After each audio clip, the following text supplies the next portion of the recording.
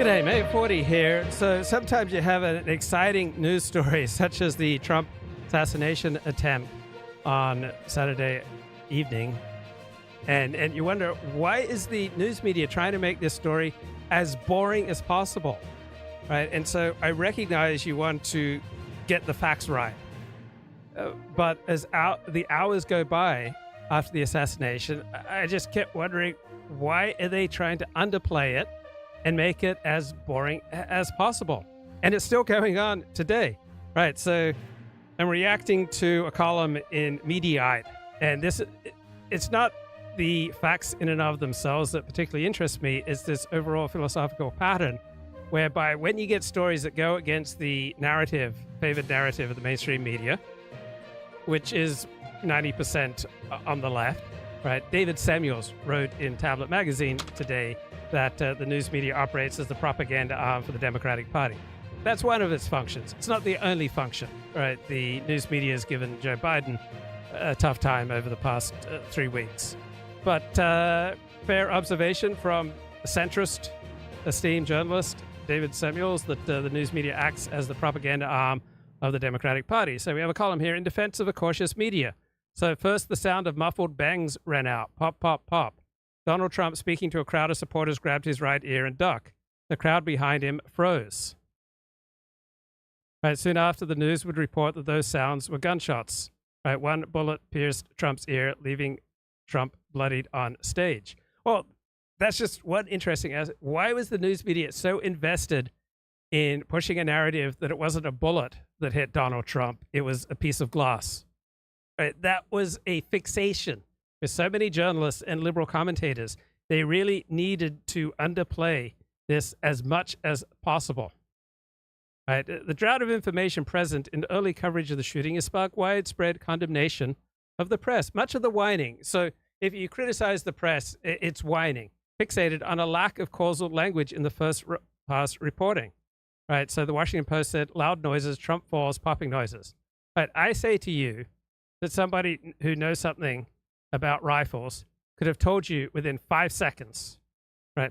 Within 5 seconds of the first audible shot at Donald Trump at that rally, if you were listening and watching, just listening, within 5 seconds, hearing the sound quality of those pops, and you know something about rifles, you could have made, with a great deal, 99% plus accuracy, that this was an assassination attempt. Right, so anyone who knows anything about rifles, hear the pops, and within 5 seconds, you know that this is an assassination attempt, likely from someone up high from a distance away. Right, it takes 5 seconds if you know something about rifles. 5 seconds to know this is an assassination attempt. Right, when I looked at the New York Times 6 hours after the assassination attempt, it didn't talk about the assassination attempt. It came with the most lame headline. It just said, Trump hurt. But he's fine, all right, in a shooting at his rally. The most watered down language that you could possibly find is the New York Times story on this. It was just a potential. It was just a perpetual thread that the New York Times just wanted to make it as boring as possible. And the news media, and they're still doing it today. And I'll just point out example after example of where they're still trying to render this story as boring as possible. Right? Donald Trump's just been shot. CBS News anchor Margaret Brennan attacks Donald Trump for not urging calm after he was shot. When you look at the New York Times front page on this story that was prepared about 6 hours after the shooting, you wonder, like, why do they go with the most watered down, boring headline that you can possibly imagine? And they're still doing it. That's the thing. But let me set it up with this Mediaite column. Okay. Breaking news events are difficult to cover. Yeah, but someone who knows something about rifles could have told you within 5 seconds this was an assassination attempt.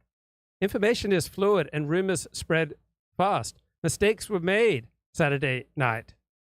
Right? Mistakes were made. No, there is an overall trend throughout the news media of trying to play down and render as boring as possible news stories that cut against the favored narrative. So any news story about black on non-black crime gets played down and is presented as undramatic and uninteresting as possible. Any story about media bias furthering a left-wing narrative gets played down and is presented as boring as possible. Stories about crimes committed by legal and illegal immigrants get played down and presented as boring as possible. Media critics of limited imagination condemn the press for not reporting what they believe it should assume.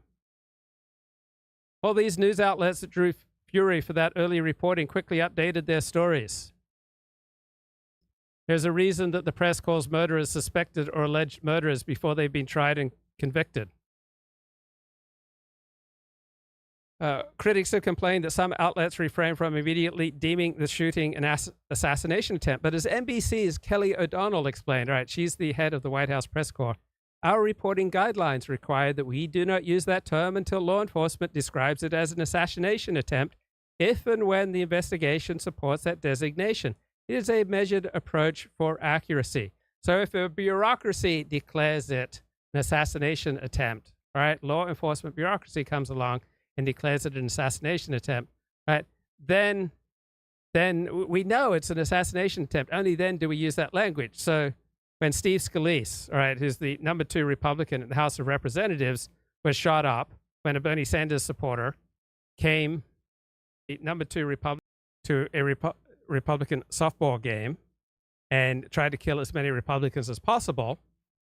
How did the FBI report on that? All right, they said, oh, this was suicide by cop, right? They did not want to mention that this was terrorism. They wanted to render the slaughter as boring as possible. Yeah, the passive voice is, if not always, frequently an attempt to evade responsibility.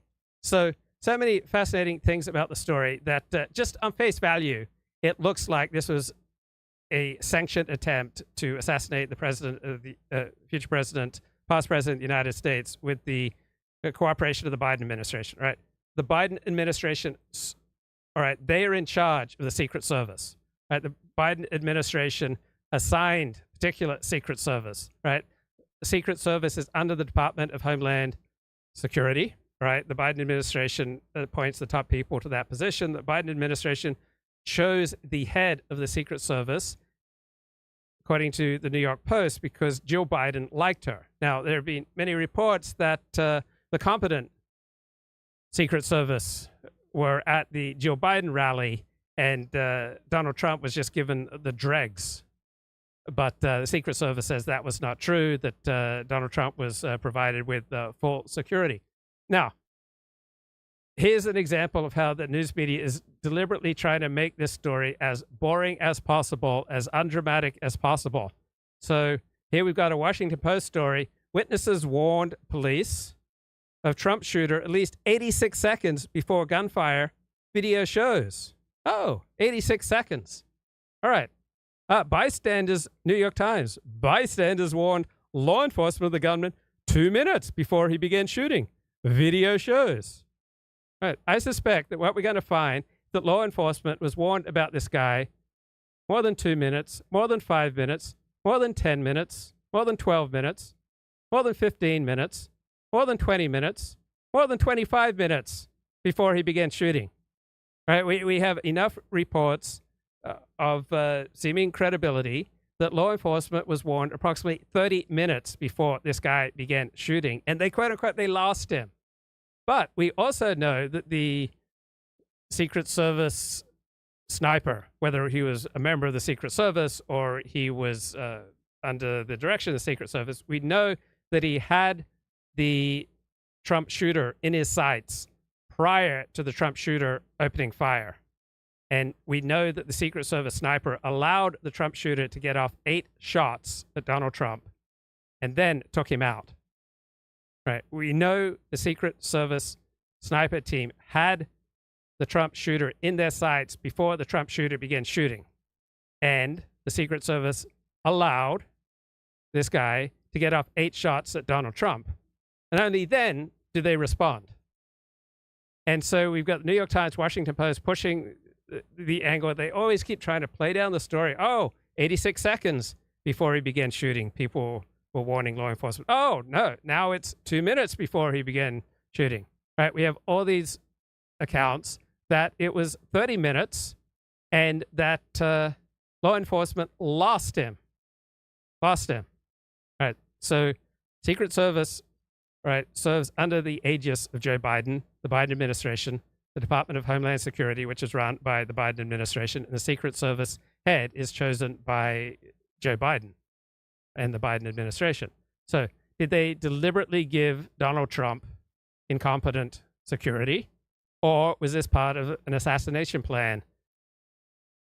Right. Those are the two most obvious scenarios right now. Either the Joe Biden administration deliberately provided Donald Trump with incompetent security to maximize the chances that he gets slaughtered, or they're in on a plot to assassinate Donald Trump. So right now, based on the evidence we have, those are the two most likely scenarios. Right, this is Dan Bongino, former Secret Service agent. What it was. Number one, I have from sources are that very few people who were at that event, who were poststanders, who were security personnel, very few were actual Secret Service agents. This is just a really stunning development. What do you think about what I just said? The guy with probably the highest threat level on planet Earth, up there with the Pope, Obama, people with incredible name ID, everybody's going to recognize, who have big security footprints. We were out there with very, very few Secret Service poststanders. Many of them, what we used to call back in the day, OTAs, other Treasury agents, they wound up being outsourced security personnel from other agencies. Not that these aren't good people, but folks, are we serious? We don't have Secret Service agents protecting the Secret Service's, probably at this point, most threatened protectee? That is absolutely insane. I'm not sure you heard that. I said it anywhere else. I think I spoke about it a little bit on Jesse's show last night. But here's another thing I'm hearing from sources. That this subject, they had been monitoring him since he came in around that external perimeter area. The subject who was the shooter. They lost track of him, apparently, and he was hiding in a building about 300 yards away. Folks, if they had this subject in their on their, say, their radar, that you had a potential threat, I think the questions right now are fairly obvious. Why was President Trump even on stage at that point? He should have not been on stage. It's ridiculous. I mean, if you know you're in a situation with a potential threat out there, just delay the event for a little bit. I mean, listen, we've got to talk candidly about this stuff. Again, I don't want... Right, so law enforcement knew that we had a threat out there, and they were happy for Donald Trump to go on stage. Secret Service deliberately allowed a man to take 8 shots at Donald Trump before firing back.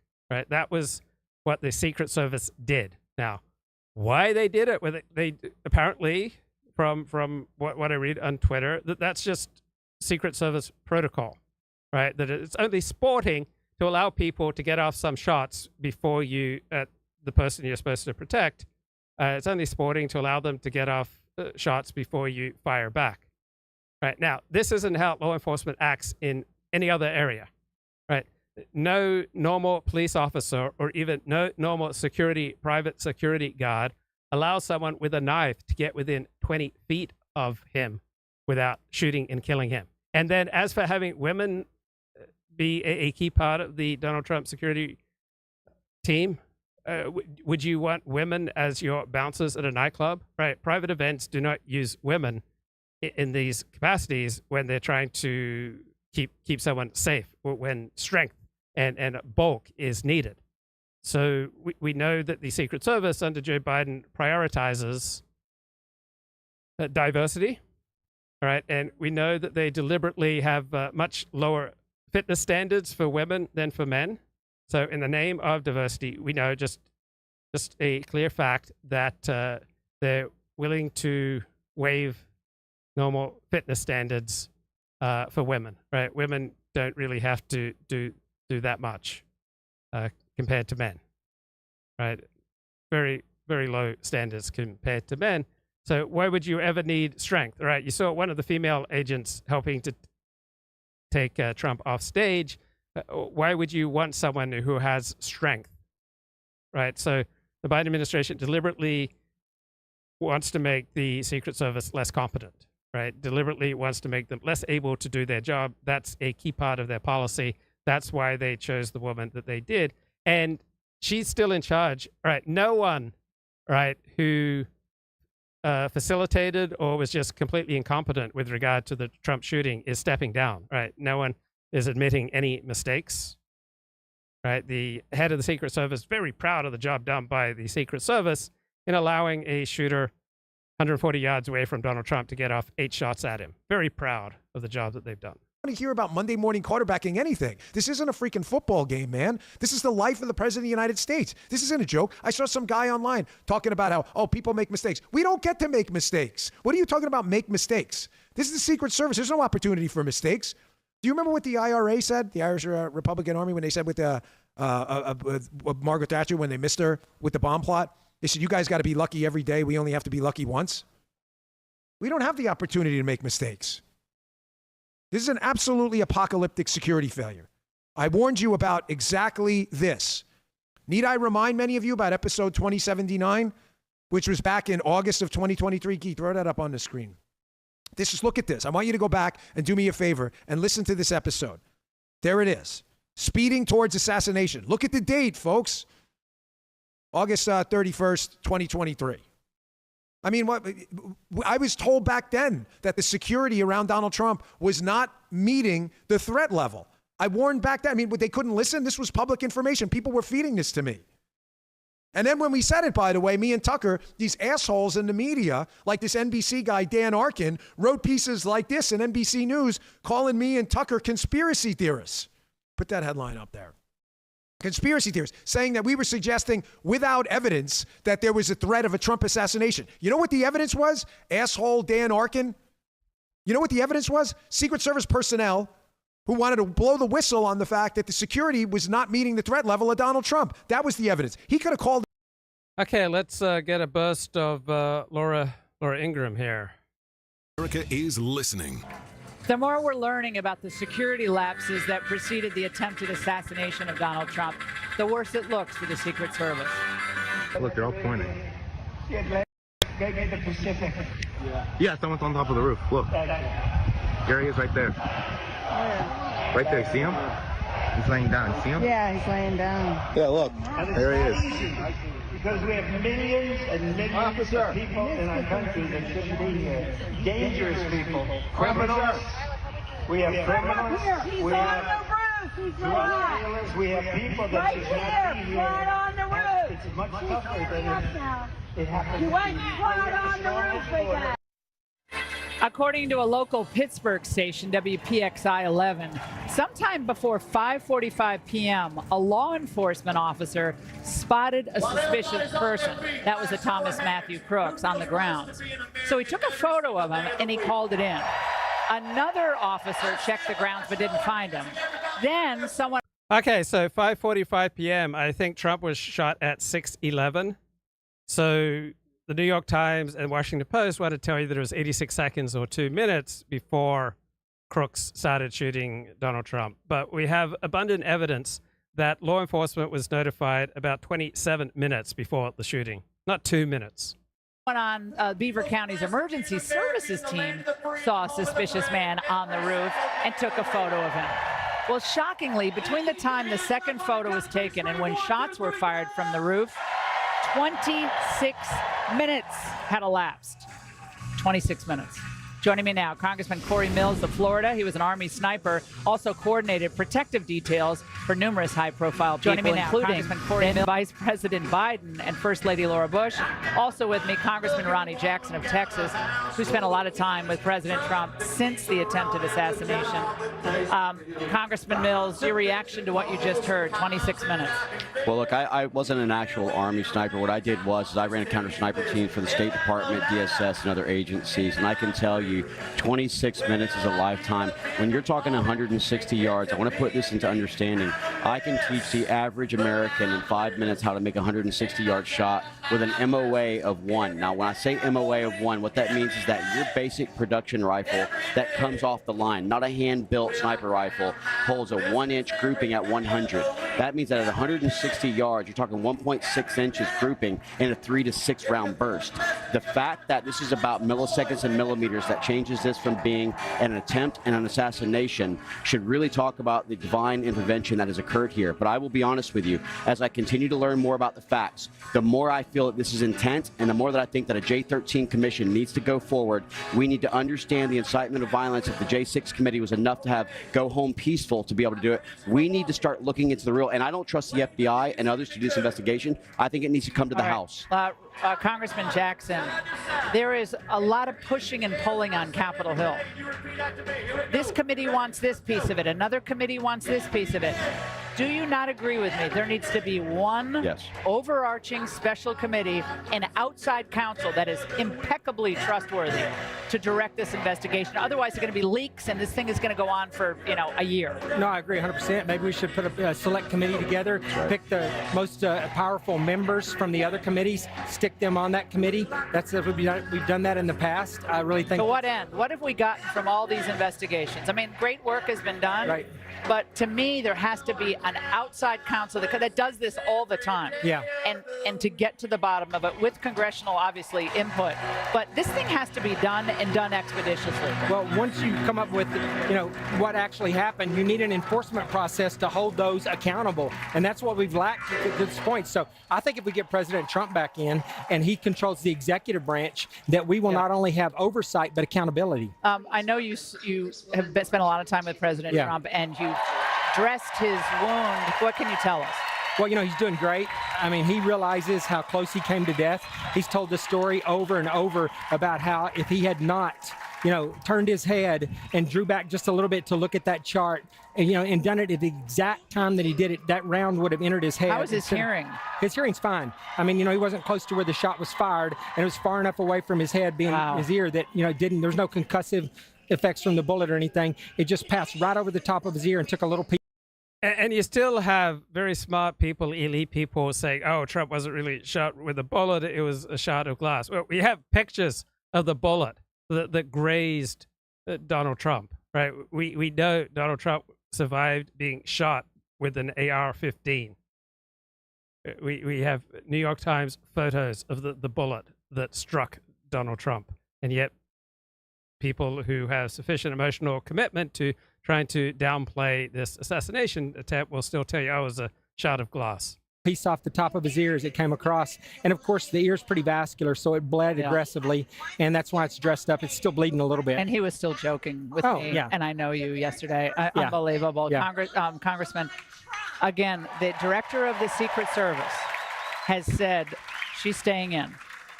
But there's going to be an independent investigation. President Biden has demanded an independent investigation to get to the bottom. Right. So the director of the Secret Service, right, she's the one responsible for deciding which agents go to this event.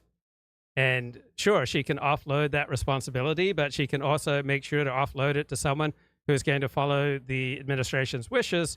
The fact of the matter is that the Biden administration gave Donald Trump incompetent security.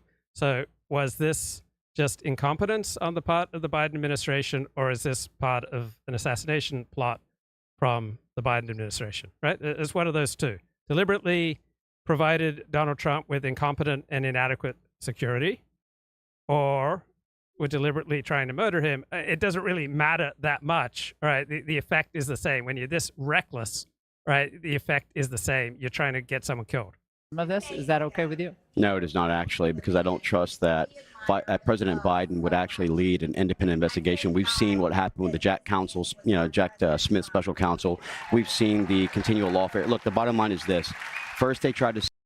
And of all the nauseating things I'm seeing and hearing in regard to this assassination attempt, having Joe Biden give 3 speeches calling for a calming of political rhetoric, right?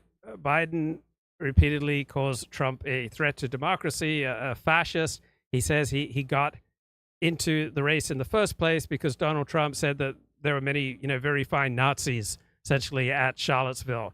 That Donald Trump, that Joe Biden is the one trying to lead a call for national healing.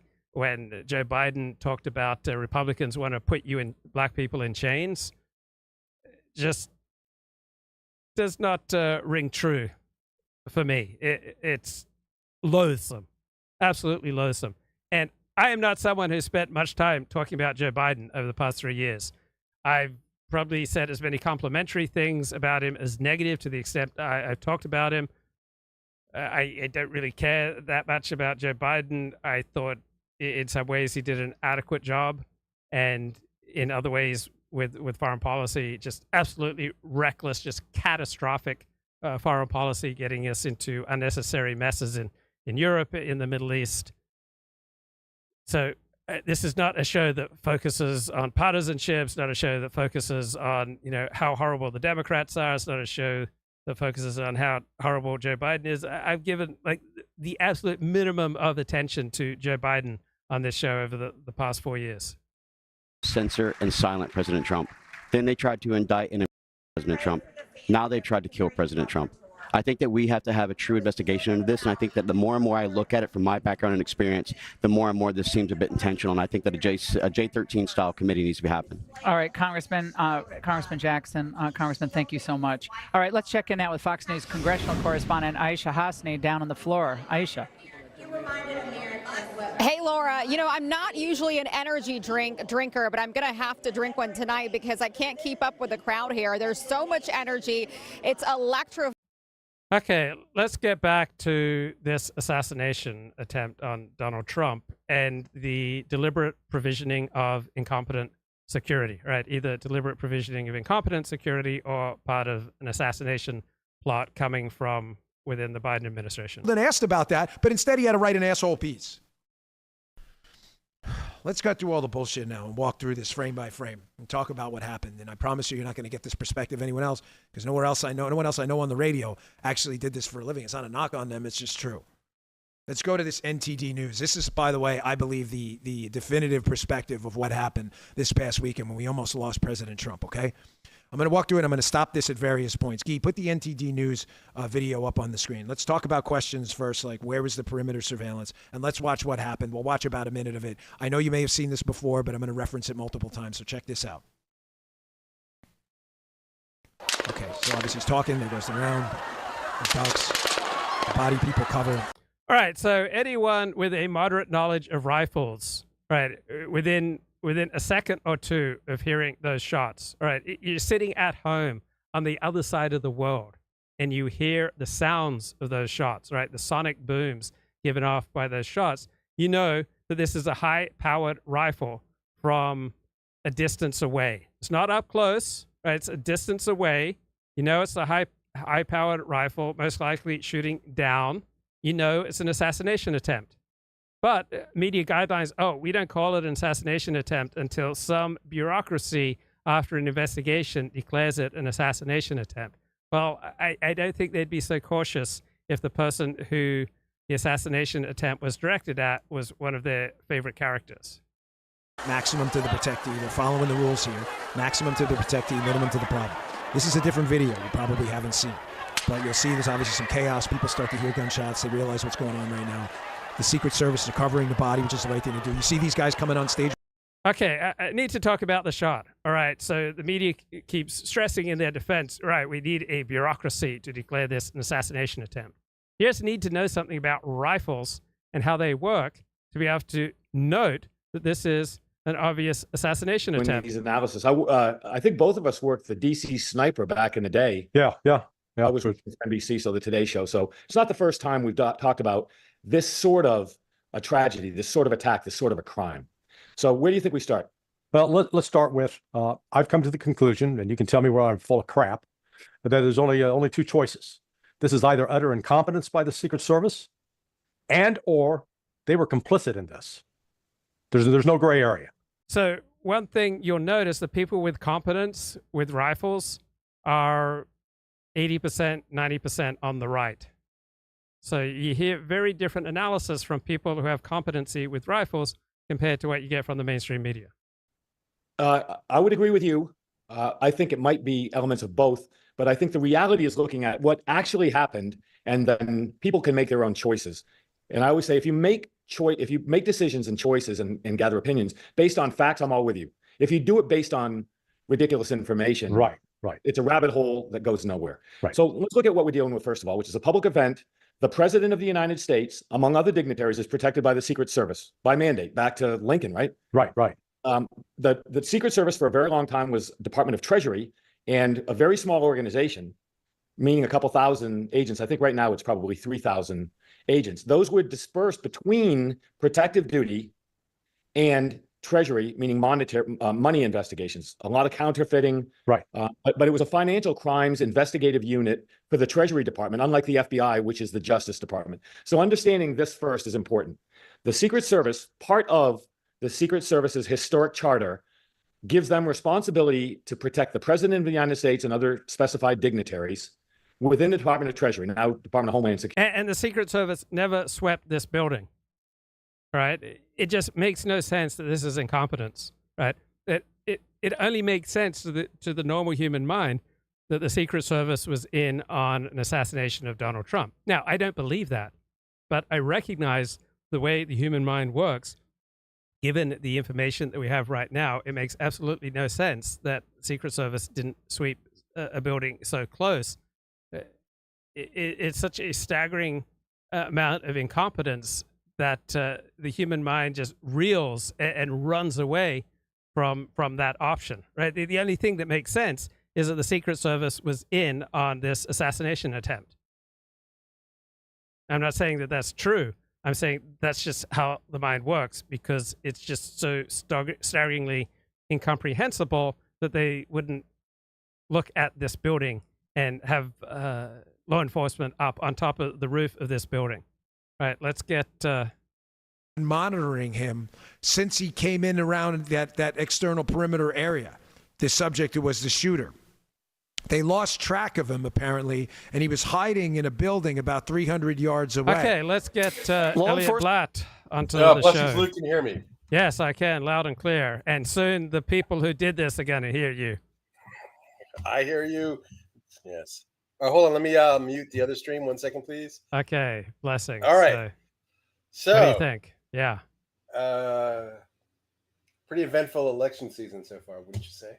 Yeah, a little bit going on right now. You know, American politics seldom disappoints in that regard. Yeah, even more interesting than usual. Yeah, like I think it was a Saturday afternoon. I got home and I was listening to Claire and Stephen talking. Yeah. And then they just sort of made this oblique reference to an assassination attempt on Trump. And I was like, so not in the mood to process something of that magnitude. Like, it's hard to explain, but yeah, it's like exhausting. It's traumatic. Yeah, someone asked me, what's wrong with you? Like yesterday afternoon, what's wrong with you? You seem a little off. Yeah. I didn't want to go into that. I was upset that Donald Trump got shot. I know. I've been, the Biden story has been grinding on for a couple of weeks or maybe longer. And I've sort of been really exhausted by the political process. It's just, I don't want to make this all about me enough, but it's just emotionally draining after a while. Yeah. You know? And so suddenly I learned this, and then I have to sort of re-engage politically again. And then I learned how razor close this was to actually killing him, which sort of set off another wave of like anxiety and terror and, seriousness at a time when I was not really in the mood to be serious. But yeah, it's okay. So I mentioned that, right? So you've just been shot at, right? And hit. And hit. The bullet grazes your ear, Luke. And what do you do the next day? And with an AR-15, right? He was hit with an AR-15. Yes. And so what do you do the next day? Go golfing. You go golfing, Luke. What else? I mean, have you ever had sort of a brush with death, Luke? Yeah. I've been, yeah. It's sobering. It's sobering. You just kind of want to pause and reflect, right? I mean, golfing would be the last thing on my mind. I'm obviously not a golfer, but so I thought that was amusing. And then just how quickly the news cycle has basically passed this story by for all intents and purposes. Yeah. You come Monday morning, and we're talking about the vice presidential pick. Yeah. This is staggering to me. I'm just not ready for such a fast-moving world. So, not to make this all about me, but so yeah. I mean, I didn't sleep well Saturday night. Like I was glad to finally get up and get going well before 3 a.m. Because I was just I was not in a peaceful place. No. And now, 48 hours later, it seems that, I mean, gauging from my Twitter feed and the people I listen to, Trump's re-election, is it called a re-election or? Yeah. Oh. Or is it an election? Either, I think. Yeah. But it seems to be a fait accompli as far as everybody I've been listening to. Yeah. I mean, I think any Trump supporter's support is now galvanized. I think even some of my more liberal friends, I think, are just a bit put off. I got a liberal friend of mine who sent me a link about Biden's tepid response. Inappropriate. I mean, yeah, that to me was like the most disgusting thing I've ever heard. On top. I mean, I don't know. I grew up in an era where there was this sort of notion of, Democrat, Republican, chocolate, vanilla. There was a sort of overarching sense of Americanness. But now that doesn't seem to exist. It just seems to be two tribes. And this particular tribe is, I think they feel like they're losing and they're sort of in a siege mentality. Well, I don't know. I mean, Trump's had a great run of luck the last 3 weeks. You think? No, I mean, what a charmed life. I mean, people are like saying this is like divine intervention or divine providence. Right. I don't know. I'm still processing. I didn't call in yesterday because I didn't really have any clear thoughts to. Yeah, I liked Stephen J. James's honesty. How I want to be part of this story. How can I get in on this? He's so honest sometimes. Yeah, no, he's an up and coming star. I don't know. I don't have any. I almost didn't call in because I didn't think I had that much clear to say. I was just like, the only story I have is how do I process all of this stuff, and I'm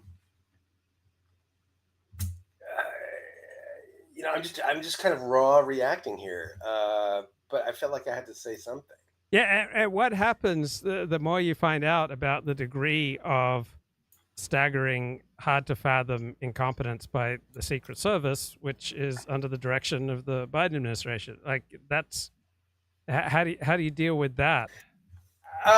Okay, so are you still on the incompetent side of the coin here, not intentionality? Yeah. Rationally, I am. I mean, but I'll admit the way that my mind works when I just look at the evidence, I think, right, you are directed towards the Biden administration was trying to assassinate Donald Trump because the amount of incompetence is so off the charts that it's hard to fathom that it could be real.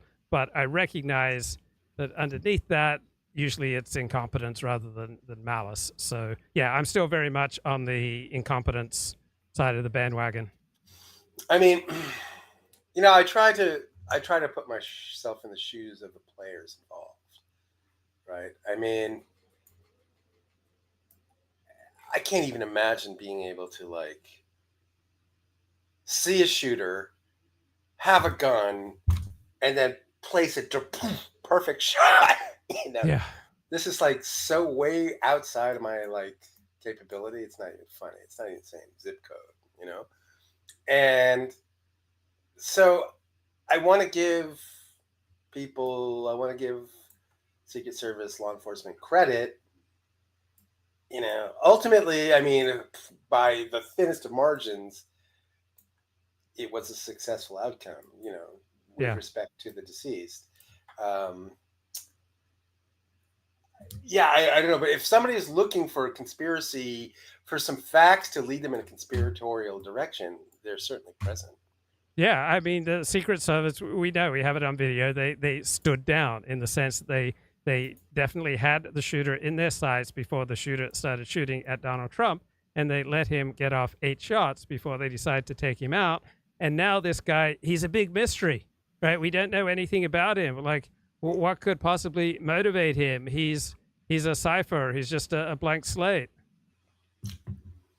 They seem to do that a lot now if the assailant is against the dominant narrative, against the elite narrative. So if he's if they're a tranny, or what's the proper word, transsexual, it seems like their social media accounts are scrubbed immediately. Yeah. But this is a weird case where he is actually white. And and the idea, they took 8 hours to release the name officially. The New York Post got the story 2 hours before the official release. And the media is telling us, they're still trying to, hunt down and verify his identity. No, they knew his identity for hours before they gave it up. So what exactly were they doing during those hours that they had his identity and no one else did? Well, it just makes you think that calls were made to, Biden staff or Democrat Party staff to come up with a plan about how to spend this, or how do we present this. I think everyone was sort of dithering, not knowing, apart from the Post, but, elite media, respectable media, liberal media is, I'm sure there's this dominant feeling that, we don't act until we know how to act, until we're told how to act, until we know what the official line is. Because there seems to be like this overriding objective to be on message and present because it was so clear that they were trying to soft pedal this as much as they could possibly could. Yeah. Again, another black eye for the media, you have to admit. Yeah, and I don't run to that. Like I go the opposite direction. Like I try to understand it. Like I'm not one who rushes to a judgment that obviously the news media is trying to down. Like I did not want to go to that story. All right, I tried to do everything I could to avoid that story, and I couldn't. A friend of mine once said, way back 20 years ago, he said, conservatives, when they say they're going to pick you up, they pick you up, and they're not late, and they arrive when they say they're going to arrive. There's this certain baseline commitment they have to integrity, and it's just liberals are like, oh, dude, I spaced it. They're all too ready to make an excuse. And I think there's just some of that at play here. I don't know what's happened in the New York Times. I mean, it used to be, when I was young, my mother was, helping with grammar, teaching me how proper grammar. And she'd always say, if I made a single misspelling, she'd say, you'd be fired at the New York Times. If you were and this was like, this was part of, this, as silly as it sounds, this one sentence really made me focus and try to be accurate in my grammar and my spelling and stuff like that. So, and I don't think that's the same New York Times that we have today. Everything's politicized. Literally everything is politicized. I think, once upon a time there was the media, then there was a sort of the opinion media on cable. And you could read the New York Times, you could read the Washington Post, and you would assume they were real journalism. And then you'd have the partisans, yak it out on cable. But now it does seem as though the New York Times and Washington Post have really crossed over into partisan journalism. Yeah, but I recognize when something's too easy, like when something feels too good, I get up I try to put a break on those impulses, try to spend more time understanding things from a different perspective. But yeah, right now it's quite disturbing. No, and I can understand that impulse because you want to be taken seriously. You want to be thought of as being objective. You don't want to be thought of being a partisan hack. Yeah. So your default center of gravity is the dominant narrative, right? No. Meaning I dominant, definitely have elite different. narrative. No, I definitely no. I definitely don't have a default elite narrative, but I don't have a default the elite narrative is wrong either. Right. So I have my own narratives. I believe that different people have different gifts, for example. Right. So I try not to default to either anti or pro. No, but I said default center of gravity. It's sort of like all things being equal, you're going to gravitate towards the elite narrative. I'm not going to say you're going to reflexively believe the elite narrative, but you're going to try and stay within the center of the herd, bro, which is the New York Times. Well, I'm gonna try to understand certainly what are socially acceptable opinions, and I'm gonna think long and hard before I oppose them. Yeah. Like particularly in certain circumstances. Okay.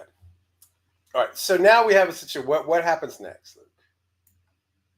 Well, I think we're going to find out more, and we're going to find out. Yeah, we're just going to find out more. Information is good. You're not going to be able to hide this. If this was a conspiracy, I believe we'll find out. I don't believe that you're going to hide a conspiracy like this. But do you think that those investigating the conspiracy are going to be objective players?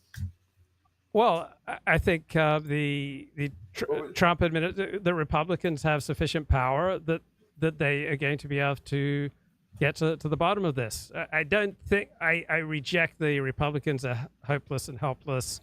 Yeah, I think we've got more than enough power on our side to get to the bottom of this. I hope you're right. Because I'm so like, I'm a bit fatalistic. Yes. That there is, like, I'm not proud of saying that either. I know, but it's so widespread in distant circles. There's a radicalism in politics accompanied by a fatalism, accompanied by a passivity in real life. They all seem to run together. All right, so just case in point, personal story. So remember my previous story of Joe, and what name did we give the lady? We haven't given her name yet. I think we called her the 10. The 10. Okay. Okay. So the 10's mother called me, texted me yesterday, invited me over to dinner. Yeah. So we're talking about 2 blocks away here. We're talking about a local thing here. And so I was a bit loath to accept, but I felt trapped in a way because you felt trapped because you've had a connection, and you know that if you turn it down, that you're pretty much burning the bridges, not just to the mom but to the daughter. Right.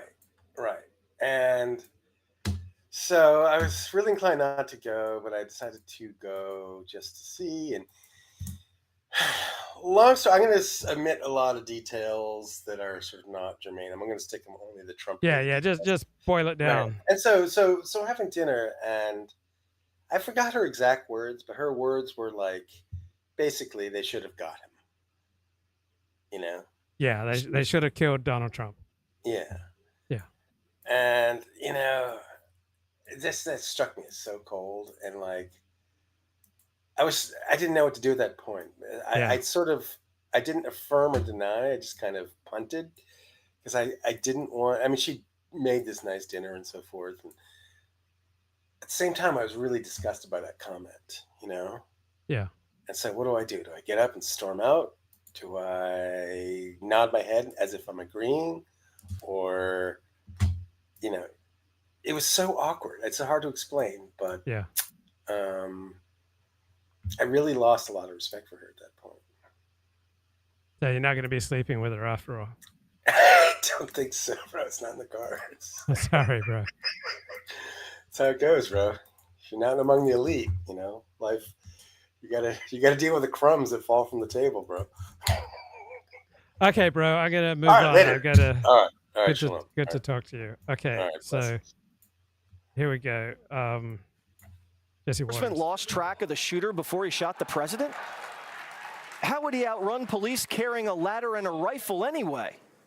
And if he placed the ladder down against the building and then got chased, why didn't cops seize the ladder so he couldn't climb back up? We asked the Secret Service if the shooter was chased by law enforcement, and they told us they, quote, believe local police had interactions with the subject. But local police are pushing back. They say their job was just traffic duty. Pennsylvania State Police telling us they weren't responsible for securing the building or property. So the Secret Service is pointing their fingers at the locals, and the locals are pointing their fingers back. You have a loose kook with an AR 130 yards from a former president, cat and mousing cops while Trump was allowed to remain on stage. Why was Trump still allowed on stage if there was an active manhunt underway for an armed threat? ABC reports that police were looking up at the roof of the building a full minute before shots rang out. But just breaking tonight, a local Pennsylvania station is reporting that local law enforcement spotted crooks on the ground acting suspicious nearly a half an hour before the shooting. And they called it in. And another officer spotted him nearly a half an hour before the shooting, took a picture of him, and also called it in. Why wasn't any action taken? And later, people at the rally flagged crooks on the roof. Watch. Look, they're all pointing. The Atlantic, maybe the Pacific. Yeah, someone's on top of the roof. Look. Gary is right there. Right there. See him? He's laying down. See him? Yeah, he's laying down. And still I'm here with you fighting like hell to get a Senate. What's happening? And to make sure we take back the White House, because if we do, we're going to make America better than ever before. We're going to make it. Yeah, look. There he is. Easy, because we have millions and millions of people in our country that shouldn't be here. Dangerous people. Criminals.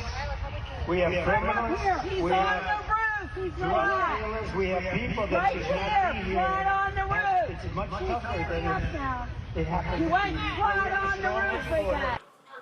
This was such a colossal security failure that many people are wondering if this was sabotage. Was somebody on the inside compromised? There's no evidence of that, but the way the agencies are handling this investigation is unacceptable. We're learning more details about the shooter. Reports say he had a transmitter strapped to his body and a receiver hooked up to explosives in the trunk of his car. He was trying to trigger an explosion as a distraction, maybe, before taking his shot. He purchased 50 rounds of ammo just before opening fire, just hours, and lied to his dad that he was going to the gun range that day.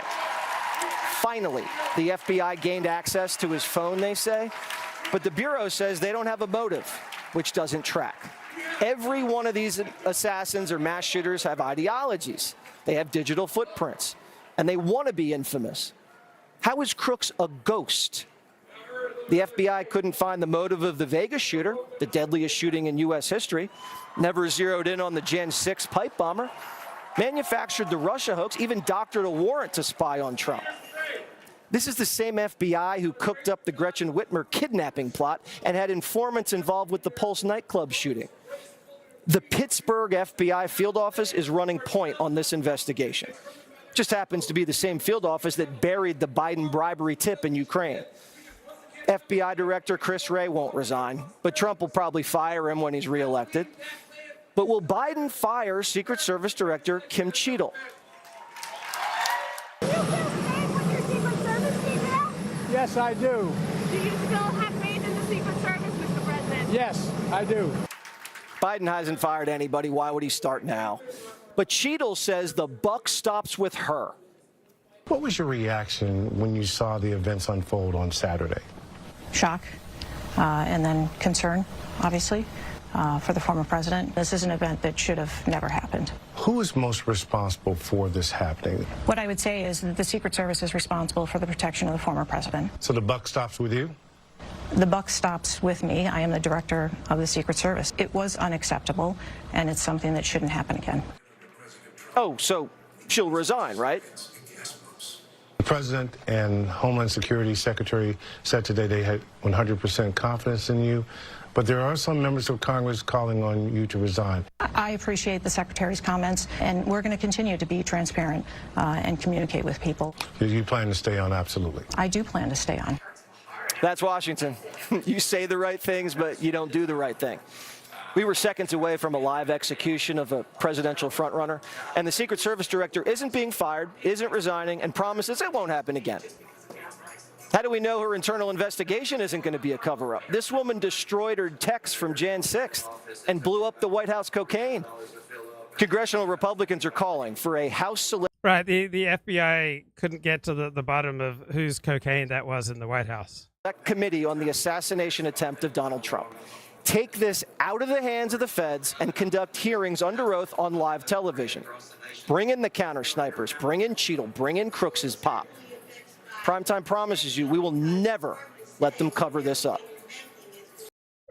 Right. Why did the Secret Service have Crooks, the shooter, in their sights for many, many seconds prior to Crooks opening fire? So why didn't they take him out then? In normal police work, right? If someone's got a gun, if Crooks was aimed at them, then they would have fired and killed him. But because he was only aimed at Donald Trump, they're just like, go ahead, take 8 free shots, right? That was how the Secret Service acted. I can't get into their motives, but I'm sure if someone had had a gun pointed at them, right, they would have taken him out. But when Crooks had a gun pointed at Donald Trump, it's like, go ahead, take your 8 shots, and then we'll kill you, and we'll say we don't know anything about you. We'll do an investigation, and you're just a cipher. We just can't figure out why you do such a thing. Right? Normal security work, normal police work, someone points a gun at you, you kill them. You shoot them right then and there. You don't shoot to wound, you shoot to kill. Someone's got a knife, and they're within 20 feet of you, you shoot to kill them right away. You don't wait till they're within 15 feet or 10 feet or 8 feet. You don't give them 8 free stabs, right? The U.S. Secret Service deliberately allowed Crooks 8 free shots at Donald Trump. Right? This is not normal police work. Right? Normal police, normal law enforcement, normal private security do not allow someone to take 8 free shots at you or whoever you're supposed to protect before you then decide, maybe I should take this guy out. Right. Normal policing, normal private security. If someone raises a gun at you, you take them out right then. You don't wait. You don't give them some free shots at you. But apparently, according to Secret Service, ex-Secret Service on Twitter, that this is Secret Service protocol. You allow someone to start taking shots at whoever it is you're supposed to protect, and only then do you respond with deadly force. Right. Completely different than the protocol in private security or in the rest of law enforcement. Right. Mayorkas is the head of the Department of Homeland Security. He's in charge of the Secret Service. How is he doing? Of another. On that, does the president have confidence in the Secret Service director after Saturday's failures? I have 100% confidence in the director of the United States Secret Service. How on earth could you have 100% confidence? Right. Either he's lying. Right. There are only 2 choices. Right. Either he's lying or he's in on the plot to assassinate Donald Trump. Right. There are no other choices. Right. Given the gross level of incompetence, either that assassination plot was something that he approves of and was in on, or he's lying. That's all it is. Those are your only choices. I have 100% confidence in the United States Secret Service, and what you saw. Well, he must have confidence that they were in on the plot, that he was in on the plot to assassinate Donald Trump. Because no normal person could look at the performance of the Secret Service here and have confidence, right? It is just impossible, right? It is not even a possibility to look at the performance of the Secret Service and have confidence in them.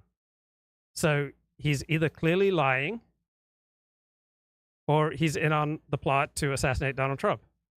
On stage on Saturday with respect to individuals putting their own lives at risk for the protection of another is exactly what the American public should see every single day. It is what I indeed do. Okay, so he thinks it's great. He thinks the assassination's great, and great job. That's his attitude. So we know that the FBI will get informants to go out on rampage. So we had the FBI setting up a Muslim informant and encouraged him to go on a rampage at a free speech event in Texas, right? Just go tear up Texas, he was told. And so the FBI has often done this with their informants.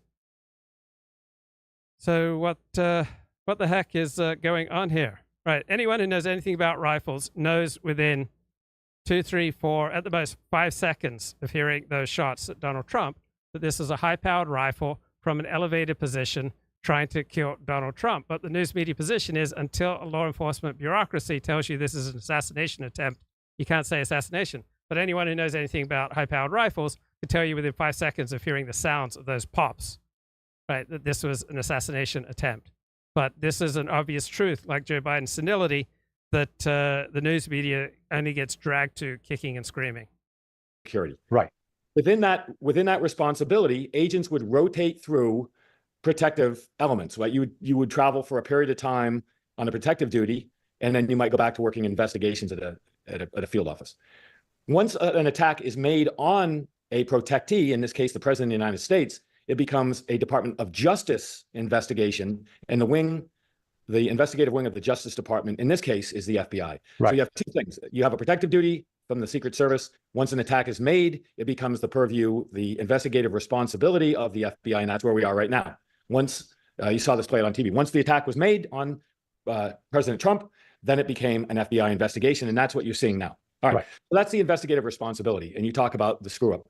The protocols are defined, they're effective, and we have not seen a successful attack on a president of the United States since 1981, Ronald Reagan. Right. Well, just describe what it's like, because people don't understand that when you go out to do, let's call it the site survey beforehand, because you got to check both the venue, the access points to that, as well as the perimeter, like I would say at least out to 500 yards around that. Exactly. I would say I am not a secret. I have never worked as a Secret Service agent. I have worked with all elements of Secret Service on protective details, including presidents. I've worked on those details, and I have trained with them and with their protocols. I'm not saying I'm an expert. I'm saying I have experience hands-on doing what they do.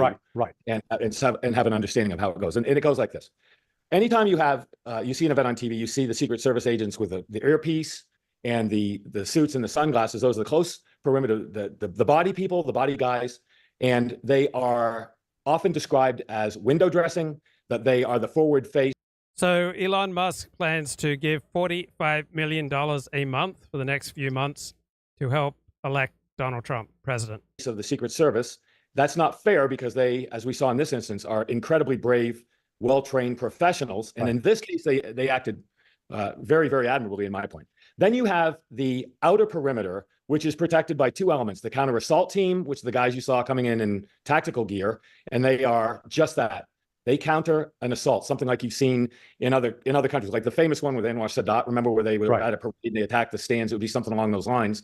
Then you have the counter sniper team, which is where we're going with this discussion. Those are the guys that we saw behind President Trump on the peak of that roof, two of them in black uniforms behind long guns. So three elements. You've got the counter assault team, which cover the outer perimeter, the furthermost perimeter, and let's say with a rifle, we're talking 500 yards, as you just said. You have an inner perimeter, which is protected by magnetometers, by a different level of preparation, and with with Secret Service agents in suits that you might refer to as a uniform, but other elements of that as well. People in the crowd, and oftentimes uniformed personnel who run the magnetometers and screen everybody coming in and out. It is a very successful, very time-proven, very carefully delineated series of protocols that has worked since 1981 in some very, very difficult situations. 9/11, so many different. There's no point in going into it. So here's where it comes back to what you were saying. For people that don't do this for a living, an advanced team comes in to every single, ideally, comes into every single venue prior to the event. There's a long-term thing. Many of them work with local, state, and federal law enforcement agencies. So the Secret Service has liaisons in many venues have security protocols for obvious reasons. You go to it's a very elaborate schedule of things the Secret Service checks down That could be anything. I mean, President Biden fell on stage. He could have broken his leg and needed to go for medical care. President Trump yesterday got shot in the head with a high-powered rifle, and he needs a different level of care. Right. That's all delineated in this. What we're talking about specifically is the firearms-related assault on the president. In this case, we saw play out to the casual observer. The president feels something go by his head, grab his ear. He goes to the ground because he's already been president for 4 years, and he understands what he's supposed to do and how he does it. When he realizes that he's being shot at, he, by protocol, goes to the ground. And you saw, by the time Donald Trump hit the ground, you saw a suited Secret Service body man in a close perimeter shield his body with his life. That response was immediate. It was by the book. It was extraordinary. Yeah, I agree. Every one of those guys could take the next round in the back of their head, right? Yeah, no, exactly right. And whoever says anything about politics doesn't know what they're talking about. Secret Service agents could be Democrat, Republican, I don't give a shit. They're still going to dive in front of a bullet, and that says a lot about what they do professionally. Right. Yeah, and that's why I've drawn the distinction between the guys and gals on the inside. Afghanistan or whatever, somebody's shooting at you, want to figure out where they're coming from, right? That's the first mechanism. You hear the pop, pop, pop, you know, a number of rounds. And my first thinking is this, Larry. Many viewers won't know that gunshots do very... Right, so people who know something about gunshots, people who know something about rifles, would have been able to detect within a few seconds that this was an assassination attempt. Very odd things. First of all, you have the primary percussion of the round going off at the platform itself. In this case, an AR-15, right? Yeah. That round is moving supersonic. Hello. When the projectile itself, Kip, the bullet what's itself, going on? Hey, Luke, how you doing? Good, man. I don't know. We had a lot in common. I just want to tell you, first and foremost, I appreciate what you do. I know sometimes it probably feels like a fart in a whirlwind, but thanks, man. You know what I mean? I can tell you're aimed towards the truth, and unfortunately, you and I are a dying breed, sir. Well, thank you. Yes, I do try to aim towards the truth. You know, and sometimes that doesn't go into great places. I myself sort of stepped out of society back in, say, 2007. You know, when I guess on a mystical level, when the truth was just so shocking, I couldn't take part, you know, anymore of, at the time I'd been in banking and finance for 15 years. So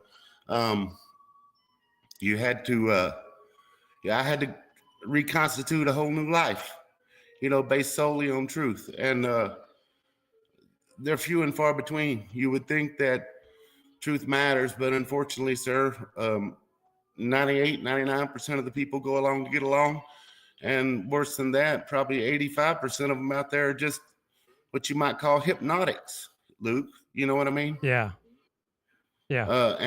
And you get in there and digest that media, and I don't know how it doesn't get to you, because on one level it's theater, you know, it's propaganda on the highest level, and they've got you the moment they get you sucked into it. But on the other level, you know, that's where it does matter, because the government sucks up $4.9 trillion this year, and it's going to go somewhere. They're going to spend out $6.9 trillion. They're going to run the deficit up another $2 trillion. So, you know, we're getting ready to go off a financial cliff. So when Trump says this is the most important election ever, it might be the last election ever, Luke.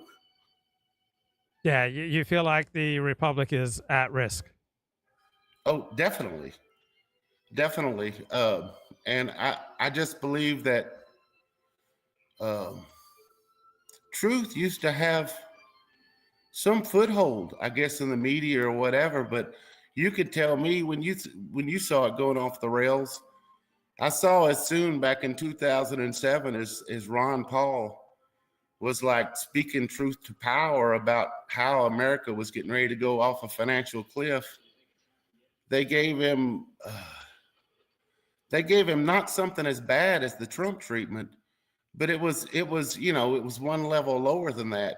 At first they tried to dismiss him, and they basically said, if you want some attention, we'll give you some attention, buddy. And it was horrible, you know. Yeah. He was a racist. They started branding him, you know, the way they do. And that's where I come back to the fact that so many people are hypnotics. They that stuff works. You know, in 2015, Trump was a novelty, but in 2016, when they saw him as a problem, you saw the real face of the media, and they tried to destroy him everywhere they could. They tried to take him off the ballot. They tried to take all his money. They started hauling him into court with, 94. Yeah, all the felony convictions, all the different Yeah. I mean, prosecutions. it comes off at some point. It becomes messianic. You know what I mean, Luke? Yeah. I didn't even care for the guy. I thought he and Hillary was kind of like when I saw he and Hillary facing off in 2015, I was like, oh my God, we get the leaders we deserve, And I was like, this is going to be awful. But then I started seeing that something about this guy, they found him repulsive. And of course, with everything they piled on him, you had to say the courage, the perseverance, the indomitable spirit. We all have our character flaws, Luke. Those scabs, I learned the most in life through pulling off those scabs sometimes. You know what I mean, sir? Yeah. But in the moment, how you going to script something in the moment where the man has been taken down? He wasn't shot at. He was shot, Luke. Yes. He was shot, huddled down behind those flags or whatever it was, and 10 seconds later, puts a fist up, fight. You can't script that up in Hollywood. Yeah.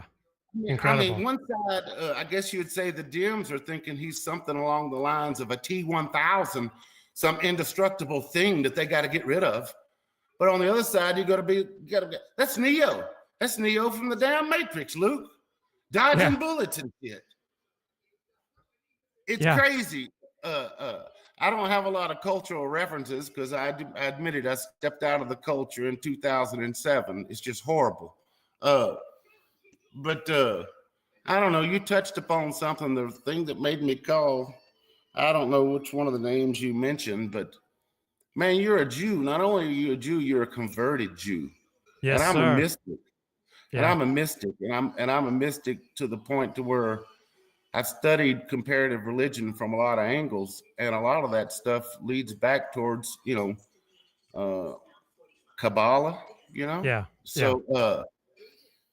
So there's something there. I mean, when that's some of the most intelligent stuff out there.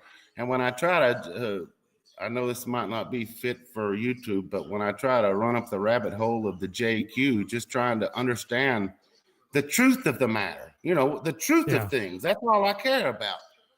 Nothing adds up, nothing seems to add up.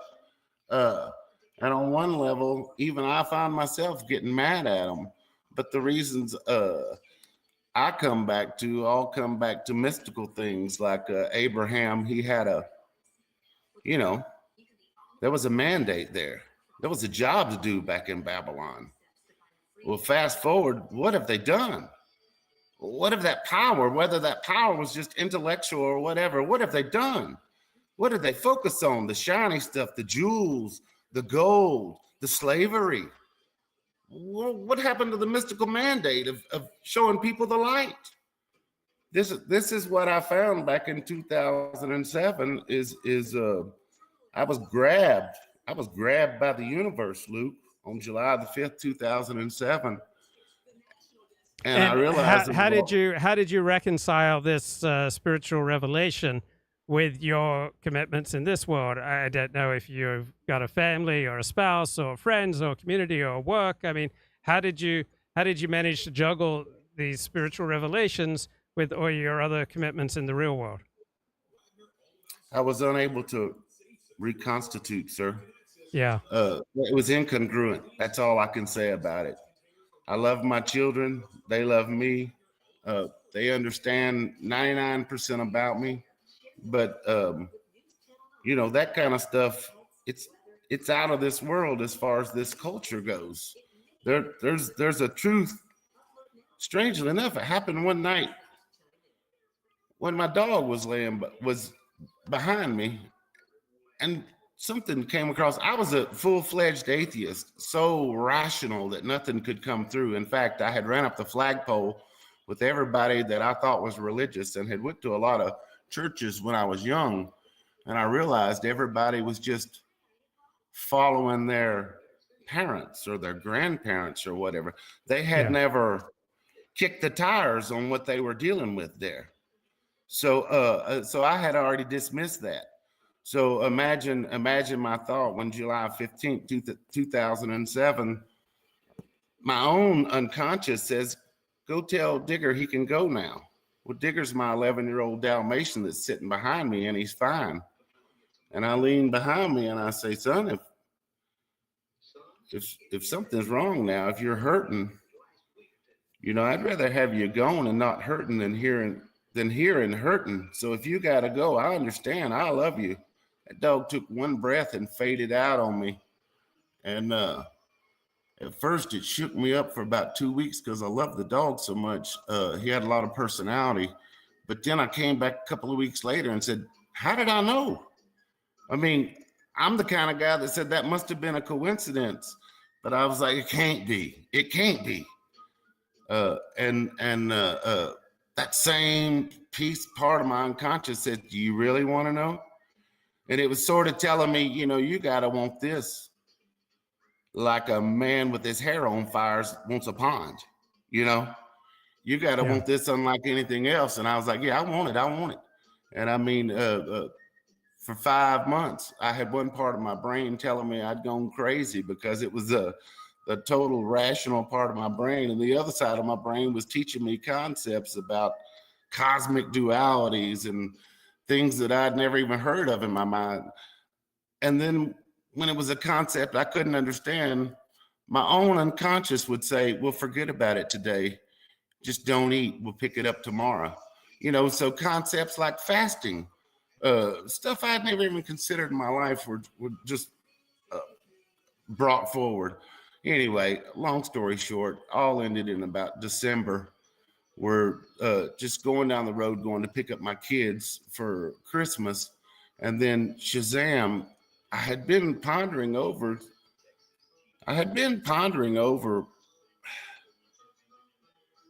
you know, the ego and the fact that, you know, it's just a concept that had just been built up, and it really wasn't me. That had just been something that had been brewing all my life. And boy, once I really understood that that's not me, and I didn't identify with it anymore. I mean, that's seeing the light, whatever they want to say. Everything around me just lit up like a Christmas tree. It was the craziest thing I'd ever seen, but everything had changed. It was like a straight delineation before and after. On one hand, I was like, man, did you go crazy? But then everybody from Joseph Campbell to, you know, going back through times, anybody whose thoughts you might appreciate in this line of thinking, they were talking about the same thing. It's just out there. It's just the fact that mystical thinking is so incongruent with you know, the West, which is basically based on buying things, that it can't work. You know, you couldn't have a great awakening of people like me showing up on the scene in the West. It wouldn't work. The whole damn thing would collapse, you know? So was this isolating, or were you able to find a community of seekers, or did other people think you're gone insane? Did you have to, you know, spend more time on your own because other people couldn't deal with this? What were the social repercussions? Was it isolating? It was probably I probably self-isolated, Luke. I ended up building a house just as you would think a hermit would do. I built a house up on a mountain. I live up here on the edge of a bluff between Chattanooga and Nashville, Tennessee. And I just walked away from the other life. I couldn't participate like a materialism or anything else. But I'm going to be completely honest with you. I tried to like face the universe the same way like the Buddha would after he got up from that Bodhi tree. Yeah. And people don't give a shit. They don't give a damn. You better have some shekels to come around and deal in this world, you know? Yeah. So, did you keep a job, or were you already just able to No, live I on walked away. modest? I walked away from 15 years in banking and finance. Okay. At a real young age, when I think you're close. You're almost 60. Is that correct? Yeah, 58. Okay. Well, I'm almost 56, but at a real young age, right after I'd come out of the Marines, I had started my own business. Did that for a couple of years, and had became a representative for the Better Business Bureau, and after that had got into finance. And for some reason, I had acquired what you might want to call the dark art of. Some people might call it salesmanship or whatever, but it was the kind of thing to where you can tilt. I would go around and teach people the way you can kind of tilt the game in your favor, you know. So Right. I worked in banking, and they would send me like to New York City or Washington D.C. or down to Florida, and I would talk to people, and basically the dark arts of how to create an unfair playing advantage when you're sitting in somebody's living room or when you're sitting at the conference room table or whatever. And so I walked away from all that. But it wasn't the worst time to walk away from all that, because it was the finance sector that imploded in 2007 Right. that led to the great financial crisis. So What I about your wasn't going to be kids? doing anything. Yeah. What about your kids, your family, the people who care about you, your friends? Do they all think you've gone mad? No. I don't know that they thought I went mad. I mean, at the end of the day, like take, for example, my father, he knows that not just anybody that joins the Marines is going to be put on a cipher machine doing, that top level stuff. Because he 25 years before me was in the Army, and they gave him a battery test and put him on a cipher machine too. And if you know what a cipher machine is, that's like the machines the Germans had, the Enigma machines. Right. Enigma. Yeah. Yeah. So I mean, to do that kind of stuff, I mean, just to give you an idea, I remember when they put out those scatter shots of what your IQ points was, arithmetic reasoning was something like 133.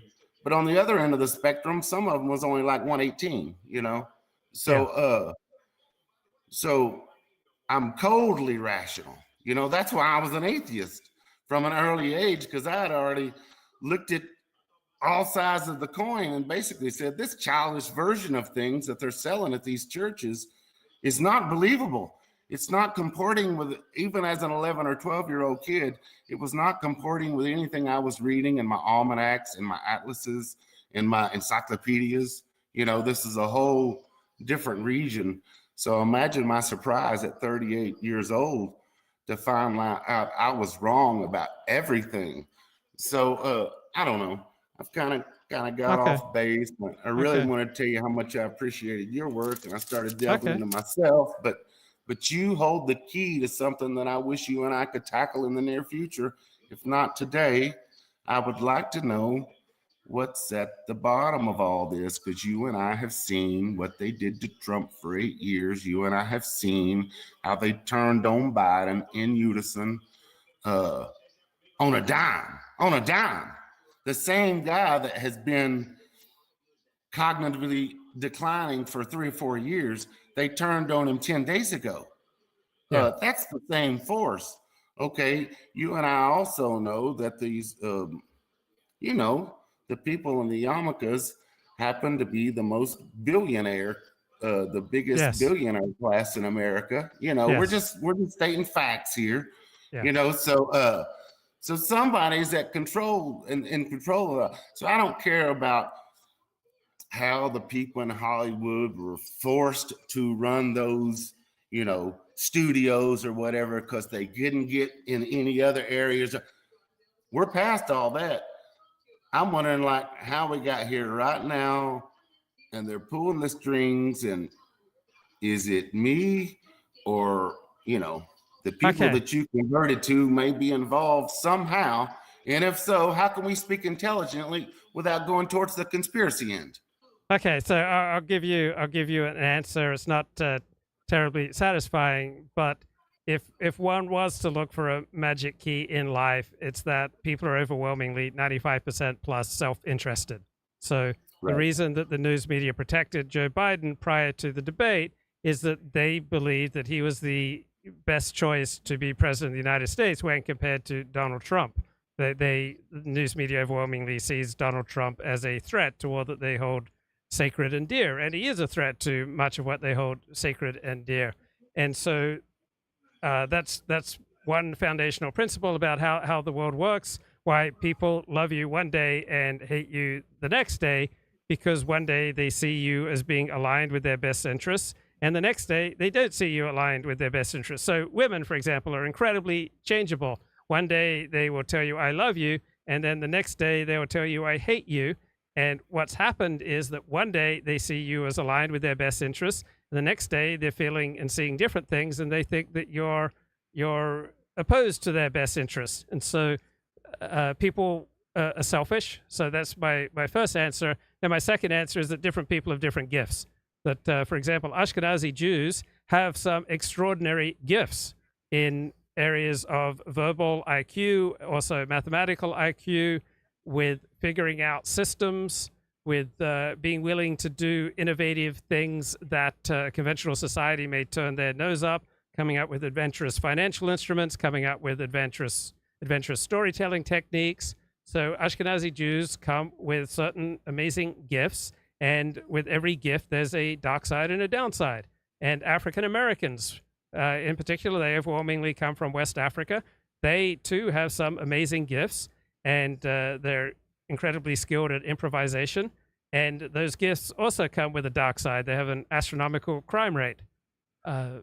So, yeah, different groups have different gifts, but different groups also pursue their interests. Individuals pursue their interests. So those are my two fundamental answers to why is the world the way it is? Why do the news media support Joe Biden one day and then try to tear him down the next day?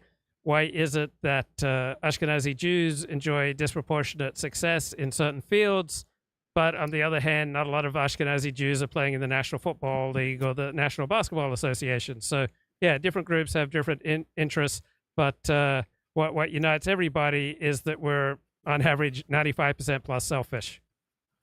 Right. Well, when you talk about those interests, I'm sure you've noticed that Ashkenazi Jews, their interests are intellectual, Yeah. Intellectual, financial, but they're the type of interest you'd expect from a group with an average IQ of 115, meaning that, probably 20% of them have IQs above 140. We're talking like genius level, or 10% of them. So I know a lot of Ashkenazi Jews, and I don't know, probably 10% of them have IQs in the genius level. And so geniuses live in an abstract world, and they have different interests than people with like a 115 IQ.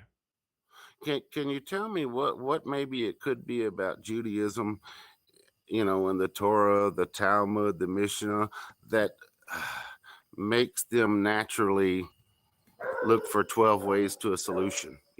Look for, you can think of things this way, but you can also define something this way, and they're both the same, whichever one works for you best. The way they subvert the laws for, we're not supposed to be using this type of equipment on these on the type of Sabbath, days, and they right? subvert it, Yeah, but there are ways to get around it. So one is that it's a legal system, but it's an incredibly flexible legal system. So outsiders to Judaism think of Jewish law as incredibly inflexible, but the people who actually live it is incredibly flexible. You just have to know how to work within it. So there are all sorts of things that you can do in society, and there are all sorts of things that you can't do. And so you have to understand the implications of what you do, and you have to understand how you come across. And so within Jewish life, within Orthodox Jewish life in particular,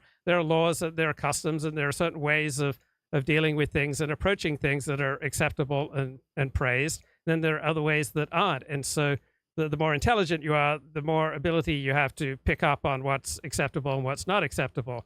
But if you're living as a minority, as Jews have until the establishment of the modern state of Israel, right? If you're a tiny minority living amidst a majority, all right, and the natural human inclination is to hate strangers, and so you're a stranger to the majority, you have to become very good at detecting, different ways of doing things, or you're going to die, right? You're not going to be able to earn enough money to support having kids, and your genes are going to die out. So middleman minorities, not just Jews, but other middleman minorities, learn to adapt to changing circumstances, learn to work within different legal systems, and learn to do a lot of society's dirty work that society, like polite society, wants to avoid, such as money lending, right? Polite people through most of Christian history didn't want to lend money, but Jews were willing to do something that polite people weren't willing to do. But of course, it's very dangerous to lend money, because once you start lending money, people feel like they own you. People don't want to pay you back. So to survive, only the smart ones survived, right? The dumb ones either converted to Christianity or they weren't able to propagate their genes. So in that sort of contest, only the smart survive. You're sort of giving me a hypothesis for maybe how those Ashkenazi Jews got that IQ so high. You're saying just sort of selective pressures. Yeah, selective evolutionary pressures. That the dumb I've ones also heard it said that out. the rabbis were always encouraged to have big families, and you can see how that is a 180 from the fact that the best and brightest among the Christians were encouraged to not procreate, whereas the rabbis were encouraged to have large families. So you got one squashing their high IQ pool, and the other is getting out there and spreading its wings. Yeah, but until about 1,000 years ago, Jews were not known for being particularly smart. So that is a relatively recent invention. So something happened, some selection pressure occurred approximately 1,000 years ago, so that by the 14th century, the majority of Ashkenazi Jewish men who are adults earned their living through white-collar means, which was just unprecedented. No other group was primarily earning its income through white-collar means in the 14th century. So some explosion happened with the development of Ashkenazi Jews in Europe that occurred approximately 1,000 years ago. There were particular selection pressures that unleashed something that was heretofore unknown, and that was Jews were particularly smart.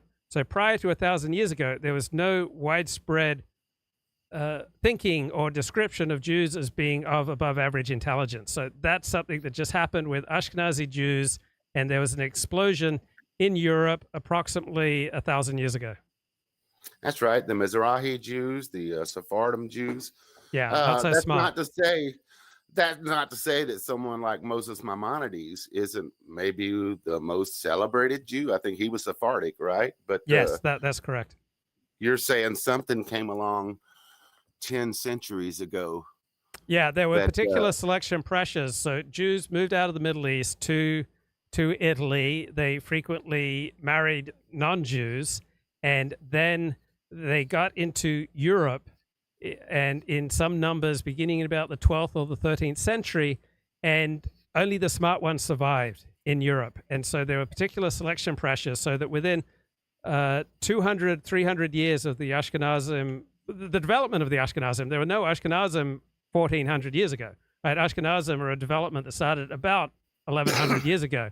And within about 200 years of this new group of Jews, substantially intermarried with non-Jews, creates a realm of people with way above average intelligence. And that starts showing up in the historical record. But there are certain selection pressures. So, for example, if, God forbid, children who had IQs lower than 115 were not allowed to live. I don't support this, but if, God forbid, that became government policy, you would have a dramatic transformation of the average IQ of a particular people who implemented such a policy.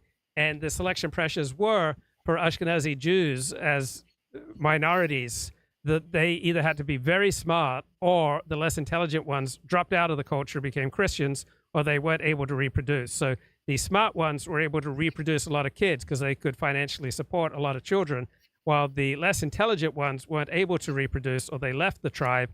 And so in a very short time, 200, 300, 400 years, you suddenly, for the first time in history, had this widely observed phenomenon of unusually high Jewish intelligence. Mm-hmm. And then, but when you think about it, when you factor in genetics, the regression to the mean, how smart must these son of a guns must have been?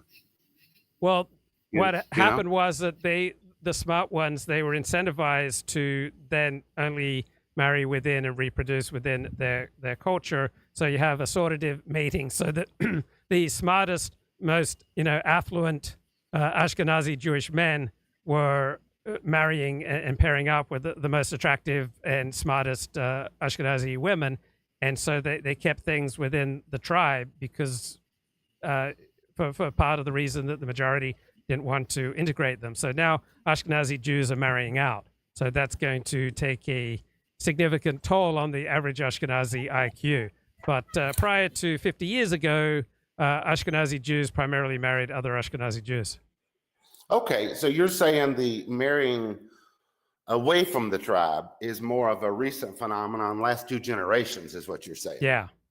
And so you're now going to see a steady decline in Ashkenazi IQ, except that when they marry away from the tribe, they're going to marry the most intelligent non-Jews, right? So a Jew with a 140 IQ is not going to marry the most amazing non-Jewish girl, a shiksa, if she's got a 120 IQ, because it just verges on the impossible to successfully communicate when you're more than 1 or 2 IQ standard deviations from each other. So Jews, when they marry out, they marry non-Jews of equal intelligence. So I've seen this. I know one guy has 3 degrees, each highly elite university. He earns over $1 million a year, and he married a non-Jewish woman who was equally intelligent to him. So genius level IQ. So geniuses don't tend to marry people of mediocre IQs. Generally speaking, are the Ashkenazi what people call our managerial elite? Because I noticed in Biden's cabinet, he's got Blinken, Secretary of State. Yeah. He's got Rochelle Walensky was the one making us put on the masks. Yeah. Janet Yellen is the one deflating away our currency and just doing away with our purchasing power, along with Jerome Powell. And of course, you got Merrick Garland. He's the one that won't close the border. And then, of course, you mentioned earlier Mayorkas. He's done. He ultimately, you said, was in charge of the Secret Service people. So, tell me, a Gentile, what am I supposed to make of a cabinet full of Jews? Not full, but no, disproportionate. Well, punching way beyond their weight. Whether you want to say 2% of America or 0.2% of the world, you know what I mean? Yeah. Well, on the other hand, a majority of Americans with an IQ over 145 are Jews, or Ashkenazi Jews. Right. So yeah, they're less than 2% of the American population. But when it comes to genius, they are more than 50% of the population. So you would expect geniuses to exercise disproportionate influence and have disproportionate levels of success. So if half of your geniuses in your country are Jews, then you would expect half of people in professions that require genius to be Jews. Another thing I would say, one thing that when I was in banking, it was, really I was teaching the art of persuasion on some level. That was able. Jewish people are open. I noticed those people in New York, those Jewish people, they're more open. Where Christian people, there's girders in their thinking that they're not allowed to go beyond. Does that make sense? Yeah. So there's socially effective personality, and there's considerable evidence that Jews, in addition to have a above average IQ, they also tend to have more socially effective personalities, meaning all things being equal, if you are higher in openness than the average, you will be more successful in life. All things being equal, if you're more extroverted than introverted, you will be more successful in life. If all things being equal, you are more conscientious than the average, you will be more successful in life. If all things being equal, you have below average levels of neuroticism, right, you will be more successful in life. And so there's considerable evidence that in addition to the IQ, Jews have more socially effective personalities. That makes sense. That makes sense. I noticed that they seem to punch above their weight in the good categories and the bad categories. You know what I mean? As far as decadence as well. You know? Yeah, yeah. So they do punch everywhere. above the weight. Yeah, I mean, agreeableness. If you're above average in agreeableness, you will be more socially effective than if you're below average in agreeableness. So the big five personality traits, right, so many of them correlate with more success in life. All right, verbal IQ, right? You will make a lot more money. You'll be a lot more successful. You'll have much more prestige if you're higher in verbal IQ as opposed to if you're just higher in mathematical IQ, right? Having a high mathematical IQ won't do nearly as much for your income and your status and your prestige and your success in life than having a high verbal IQ. So Jews tend to be high in verbal IQ. Northeast Asians tend to be higher in mathematical IQ. Mm-hmm. And the thing I mentioned to you earlier about the whole mystical experience thing, I know. You ever heard such a thing? Is that kind of out there? No, it happens. I mean, there's a great book about it by William James. It's called The Varieties of the Religious Experience. And so what you experienced, right, tens of thousands of people have experienced down through history. Now, Kip, I got to run off. So any final words or any final question for today? No, I think though maybe we should dive in the future because I think this is a great opener. But there's just a few things, but I think we've said enough to get started. And I appreciate your time, Luke. I appreciate what you do, buddy. Thanks, bro. Talk to you later, man. All right. Okay. Bye-bye. Take care. Bye-bye.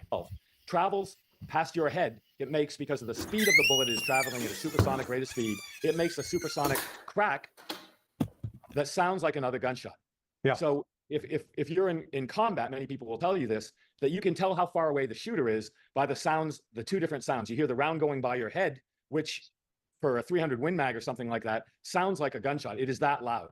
It's extremely loud. The 223 round, because of the mass of the bullet and the speed of the round, in my experience, is a different sound signature. Right. So you don't need a bureaucratic organization stating this is an assassination. If you simply know what a high-powered rifle sounds like, just watching on the internet or watching on your TV or just listening to the sound of those pop, pop, pops, you know that this was an assassination, and it takes 2, 3, 5 seconds at most to know that an assassination attempt is going on.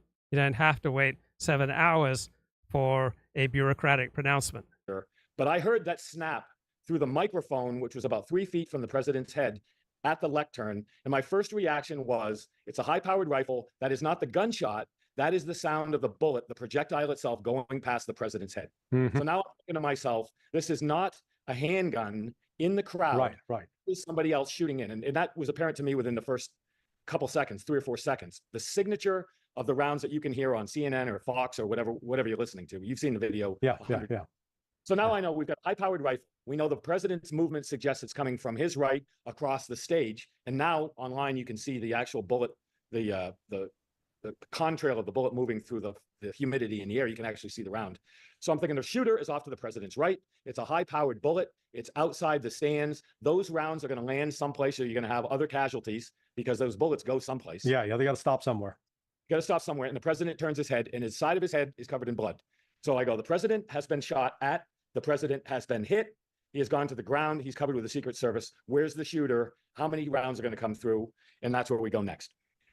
I say this because that is precisely what the Secret Service agents are doing. The guys on the ground, they're looking for the threat so they can neutralize the threat, because a high-powered rifle with a 30-round magazine, you got a lot of potential for dead people. Right. And it happens very quickly. So I don't know anything about the area. I haven't seen any pictures of it, but I assume two things. One, the rifle is some distance outside the original, the inner perimeter, and it has to be elevated. Right. He knows this just from the sounds. Right. Anyone who knows high-powered rifles knows these things just from the sound of the pops, and you can just pick it up listening on the internet. Because it shot into the protected inner perimeter. So it has to be an elevated sniper. That elevated sniper is probably on a rooftop. And now my immediate thinking is we're not dealing with the counter assault team who would handle a ground assault. We're talking about a counter sniper team engagement because they would be responsible for an elevated long rifle shot, aimed fire, probably with optics. Somebody knows what they're doing because they hit a human being in the head. And in this case, thank God, it missed by a quarter of an inch from creasing his skull, sniper. So typically you would expect someone, local, state, federal police, or the Secret Service to have people on those rooftops. Exactly right. Why didn't they have them there? Okay, we're gonna get there. We're gonna get there.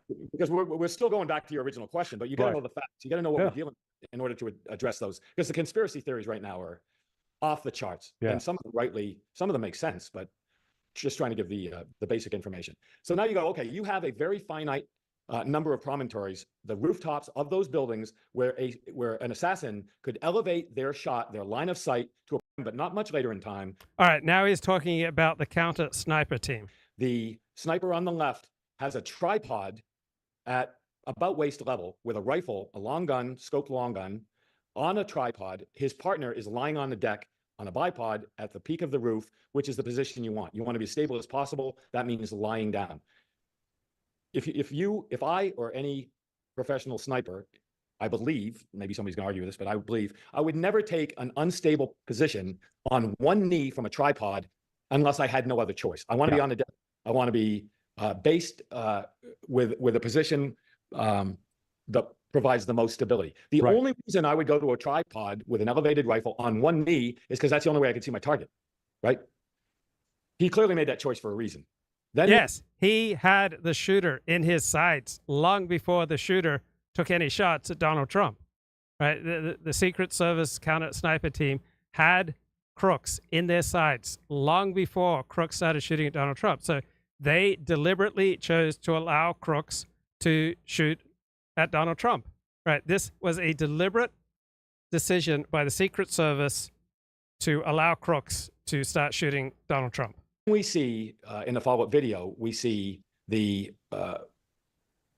president Donald Trump, or vice president, or the former president Donald Trump, reacts to the shot. He hits. You can see him grab his ear and go to the deck. We know at that point that the shots have been fired, obviously, and we hear very quickly after that that the sniper, the law enforcement sniper, takes a shot, one or more shots, because you can hear a different sound signature. And if you time it, it's a very, very brief period of time. It's just a few seconds. Yeah. A total probably 4 seconds total from beginning to end. If that.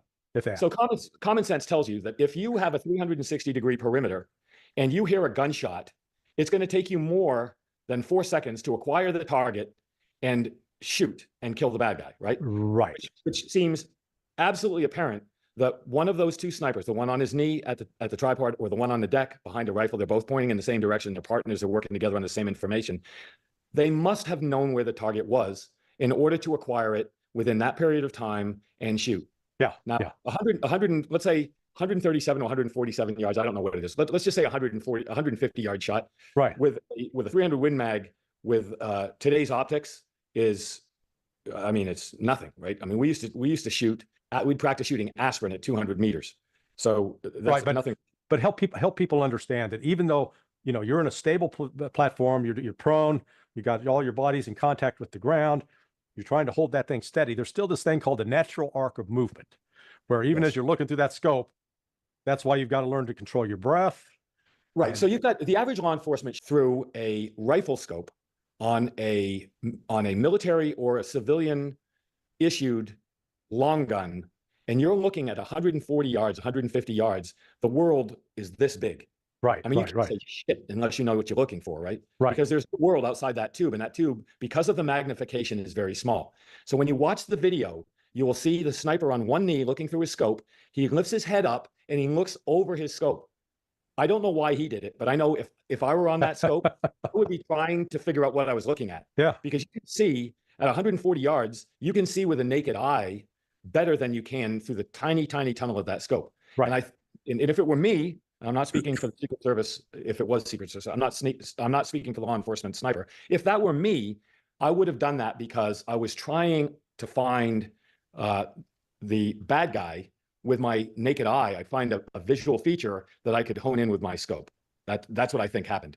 It just so happened that when he lifted his eye, and you can watch the video, you can hear the shots, you can see the president, former President Donald Trump, go to his ear and go to the ground. So what I think you're going to find out, and we're going to come back to why. What I think you're going to find out is the men on the peak were looking through binoculars. Video shows they moved from binoculars to 2 rifle positions. One, right, they were tracking the shooter, right, for a considerable time before they got around to actually shooting him. Right, they were trained in and tracking the shooter, and they deliberately chose to allow the guy to get off 8 shots at Donald Trump. Right, this was a Secret Service decision, right, to allow the guy to shoot Donald Trump. Prone on the peak of the roof, very flat sloped roof, one on a tripod, standing on one knee, which is less than ideal in every circumstance. Right. Why is one down and one up? Probably because they wanted a better promontory. Then you see the sniper come in, those incoming rounds, tragically kill that one gentleman, I can't remember. The firefighter is the firefighter. The firefighter, right. Killed him, injured 2 other people. It's on. There's incoming fire. In that microsecond, the sniper on his knee and the sniper on the deck, engage the target, shoot the target, kill the target, and it's over. Right. Yeah. Then you see the evacuation of the president. So no, people have said on camera, contemporaneous with the event, there's a guy on the roof, he's got a gun. They're yelling it. Yeah. There's a highly circulated video now. Right. We know that law enforcement knew for 26 minutes that you had a highly suspicious character who was a threat to Donald Trump, and they deliberately chose not to do anything. Right. Secret Service was in charge, so they are responsible for all the decisions made by the people underneath them. Secret Service knew there was a highly suspicious character who's very likely posed a threat to Donald Trump. They knew this for at least 26 minutes, and they chose to allow the guy to shoot Donald Trump. Right? Secret Service made a deliberate decision to allow the guy to shoot Donald Trump with 26 minutes of knowledge. So either the only explanation that makes sense is they were deliberately part of an assassination plot, or it's just mind-boggling levels of incompetence, which then makes you think, like, who picked these people, who oversaw these people, and who facilitated these mind-boggling levels of incompetence, right? Who deliberately set up an incompetent Secret Service to protect Donald Trump? Of a guy saying, look, I told the cops, we saw him climbing up the roof. There's another guy, because we saw a man walking across a field. There's another video report of somebody saying this guy was identified at a magnetometer, that he stood out at a magnetometer. And you got to remember, the Secret Service has identification protocols for everything you can imagine. I mean, they have a threat mitigation center where they look at identifying people that write bad emails and social media posts. And then a guy shows up. So it's not like the Secret Service is just helpless when dealing with suspicious characters who look like they're trying to assassinate a target. Right? So normally they would deal with a situation like this, but this time around, they deliberately chose to allow him to shoot Donald Trump. So why? And upon whose orders? Wearing a trench coat in July with sunglasses and an AK-47, he's obviously a threat as well, right? Right, exactly right. In fact, that was one of the things initially meaning people saying, I saw it on my video camera. Yeah. And they're saying, we saw this guy with a gun. We saw him climbing up the roof with a gun. We're telling the police, if these spectators, and there are a lot of them, if these spectators are looking up on a roof and seeing a guy crawling around on a roof with a gun, why are local and state partners who are clearly there, why are they not seeing this guy? Yeah. And if they do get reported. Well, you don't see things that you don't want to see. Right? You don't see things that you don't want to see. So if it's in your interest not to see an assassin of Donald Trump, you don't see him, and you don't report him, and you pretend that you don't see him. Reports from civilians, why are they not acting on those reports? And I've got an opinion on that. So now we've identified that during the advance, something changed. During the advance, the site survey. Right. We know the counter snipers were zeroed in way before this guy started shooting. They were zeroed in on this particular threat by crooks, right, for a long time before they finally take him out. So they saw him, they were zeroed in on him, and they deliberately chose to allow him to shoot Donald Trump.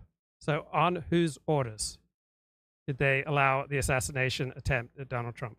Survey, the recon, the protocols that would normally go in place would dictate those sniper positions, and this was in fact a sniper position, would have been covered. Yeah. I mean, it happened. At least occupied. Park somebody's ass up there.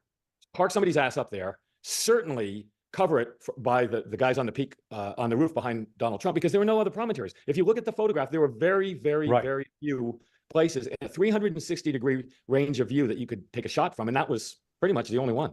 So something went terribly wrong securing the sniper positions. Okay, so either something went terribly wrong or something went terribly right for the people who were trying to assassinate Donald Trump. That turned out to be the reality of this attack. That's the first thing. The second is, how could this many people see, how could this many civilians see a man, I believe he's wearing camouflage pants based on photographs. Yeah, right.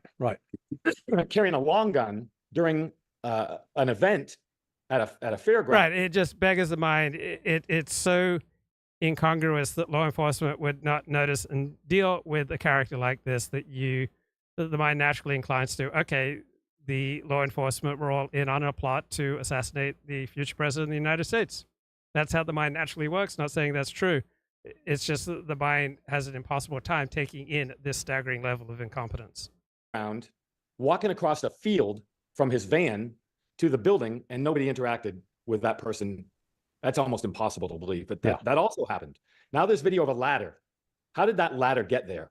Was it a ladder the maintenance for the building was used to work on the air conditioning systems? Was it a ladder that was placed there ahead of time? These are the elements that lead to so many theories, because if he did go to the magnetometers, why wasn't he stopped? If he did have a van full of IEDs, and that's speculation at this point, but that's certainly been mentioned, and he parked it, rifled, and walked across an open field, and that's a big open field. From where his van was, and this is all now online, from where his van was to that building, that's a big wide open walk. For a flat. Who put the ladder there? He didn't carry it in at the time. He might have pre-staged it, or maybe it was a maintenance ladder, but how did he know it was there? Even if it was a pre-staged ladder for maintenance, an air conditioning unit or whatever, how did he know it was there? Then he got up on the roof. How did he get up on the roof and crawl? By all reports, he was low crawling up the roof.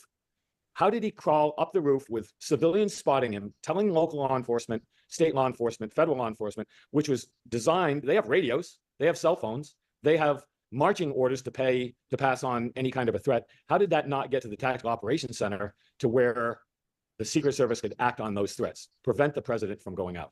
So those things we'll find out in hearings. Department of the Treasury Department, they work under rules of engagements that say you may not use deadly force except under the threat of death or serious bodily harm. Those are the rules of engagement, right? In this particular case, let's look at it. You've got snipers on the roof who, going back to what I said before, have binoculars.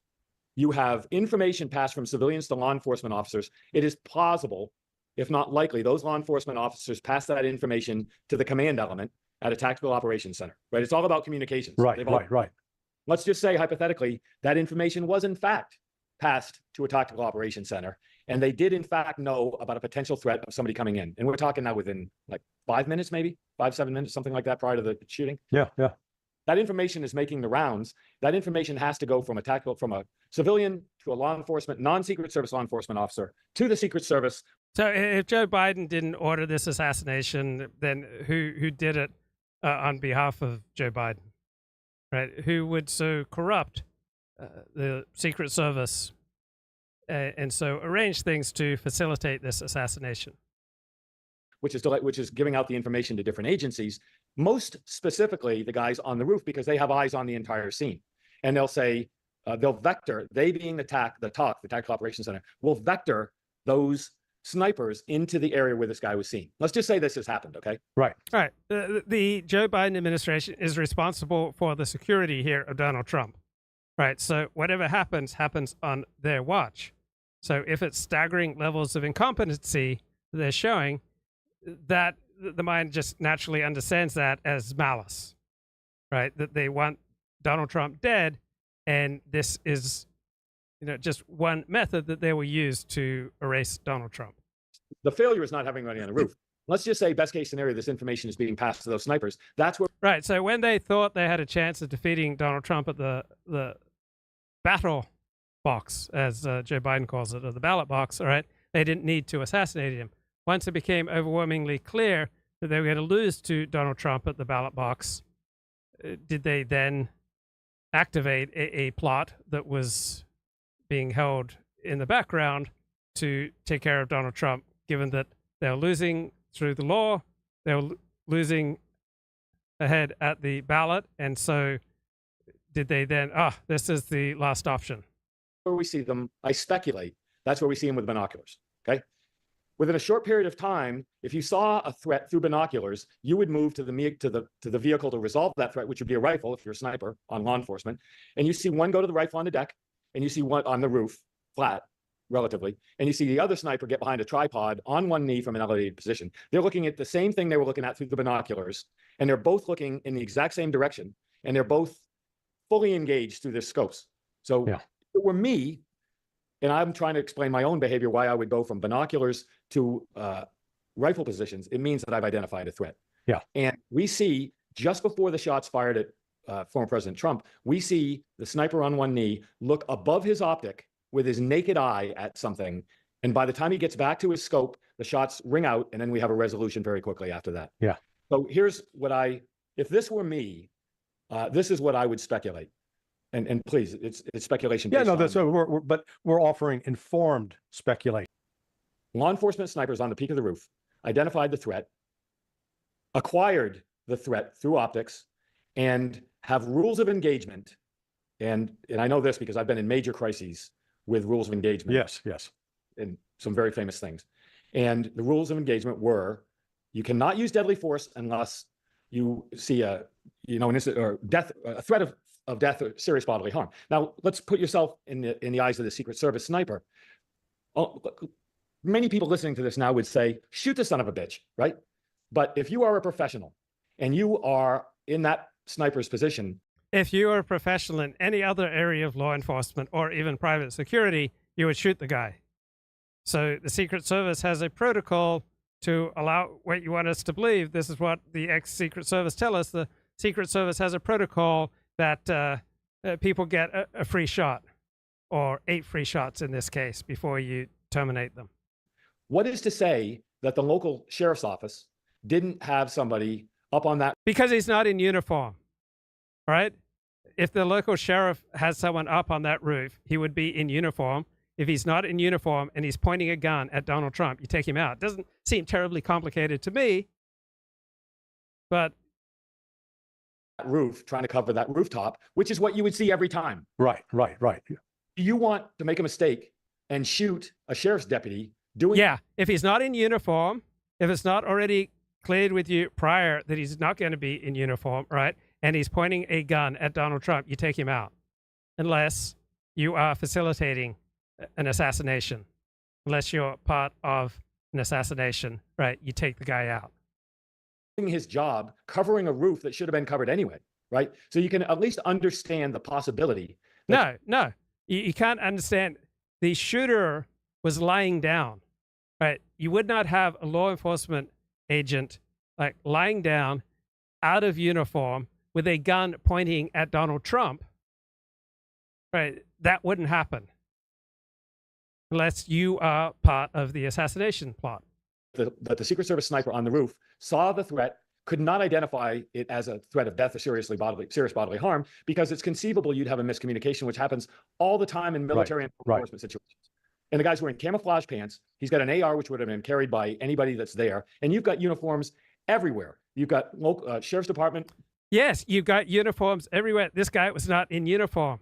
It doesn't seem terribly complicated to me. We got a guy lying down, pointing a gun at Donald Trump, not in uniform. You take him out. Police department, at least some federal law enforcement. So if I was working in private security and I was in that position, I would take the guy out. I believe other than Secret Service there. So the first reaction is, who's that guy on the roof? Is he one of ours or is he a bad guy? Yeah. In almost every instance, it's probably a good guy. Oh, not if he's not in uniform and he's aiming his gun at Donald Trump.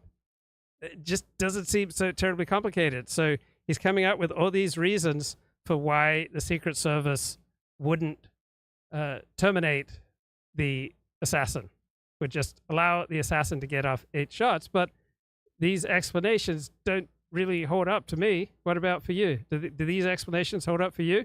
You're trying to wonder if this is a good guy who's not in uniform, who's lying down, got a gun aimed at Donald Trump. And you're thinking, oh, is this a good guy? He's aiming at Donald Trump and he's not in uniform. Gee, maybe this is a good guy. I haven't been shown anything that we're going to have law enforcement on that roof aiming a gun at Donald Trump, not in uniform, lying down. It doesn't seem so complicated to me. Because every roof is covered one way or another in most of these events. So I'm not saying this would happen, but the first thing that came to my mind is they probably acquired the target, probably scoped the target. Yeah, they had the target many seconds ahead of the target shooting Donald Trump. Right, so they deliberately chose to allow him to shoot Donald Trump. Right, Secret Service deliberately chose to allow the assassin a shot at Donald Trump. Right, this was a Secret Service decision. It was calculated. They had a long time to think about it. I don't know if it was 30 seconds or 3 minutes. Right, they had plenty of time to decide whether or not someone pointing a gun at Donald Trump was a threat, someone not in uniform. Probably read it into the talk. We're communicating and saying, what do we do with this thing? Do we shoot? Do we not shoot? It's above their pay grade. Yeah, incredibly complicated. A guy not in uniform, lying down, pointing a gun at Donald Trump. Gee, what do I do? Gosh, I don't know. Maybe we'll let him get off some shots. If the guy was standing up cranking rounds, it's obvious. As soon as he pulled off, they shot him, right? Yeah. So I think as we look for blame and as we assess incompetence, you get the survey and the response to that survey in terms of securing an outer perimeter. Great job. Those are additional shift agents. You're also going to see two guys in black uniforms. They got the black BDU ninja suits on, okay? I want you to listen to what's happening here. Okay, you see them on stage covering, looking for additional threats, because remember, they don't know the threat's been neutralized. There may be more, okay? So that's the cat team, the counter assault team. So you see them up on stage. Now you get that is not one of our guys. That's a local SWAT guy. The cat team, the counter assault team is a two-man element, so that's a third guy. Why are there balloons on the screen? What is that? Okay, now they're picking him up. He's not a light guy, and they're getting ready to evacuate him. And now the iconic image, President Trump, who's had enough of this bullshit, and these people messing with him and trying to kill him and blow his head off. You're going to see, okay, let's stop here, okay? I'm going to refer back to that video often. So, a couple of things right there. The mission of the shift around the president. The shift around the president, you have two different sets of security personnel from the Secret Service, okay? You have a shift. Consider the shift the body guys, okay? I'm not going to say how many there are. You can probably count and do the math yourself, but I feel no need to put that out there. The people who responded to the president are the body people. They're the ones who covered him. They did what they were supposed to do. Cover and evacuate is the rule. Cover the president and evacuate. They were putting him behind that bunting on the stage, which appears to be armor, making sure that there was no threat right in front of him. They waited for the cat team. You'll hear them say, if you listen to that video very closely, Hawkeye's on the stage or Hawkeye's here. Hawkeye's, you know, it's out there. It's their code. Right. If you listen to the video alone, right, you would know within a minute that this was an assassination attempt. And yet the mainstream media thought it was highly irresponsible to label it as such. They needed a bureaucrat to tell them it was an assassination attempt after a bureaucratic investigation. While anyone with an above room temperature IQ who is listening and has some familiarity with the terminology or some familiarity with high-powered weapons knew within a few seconds that this was an assassination attempt. Just like an ordinary person with a 100 IQ knew that Joe Biden was senile back in 2018, 2019, 2020.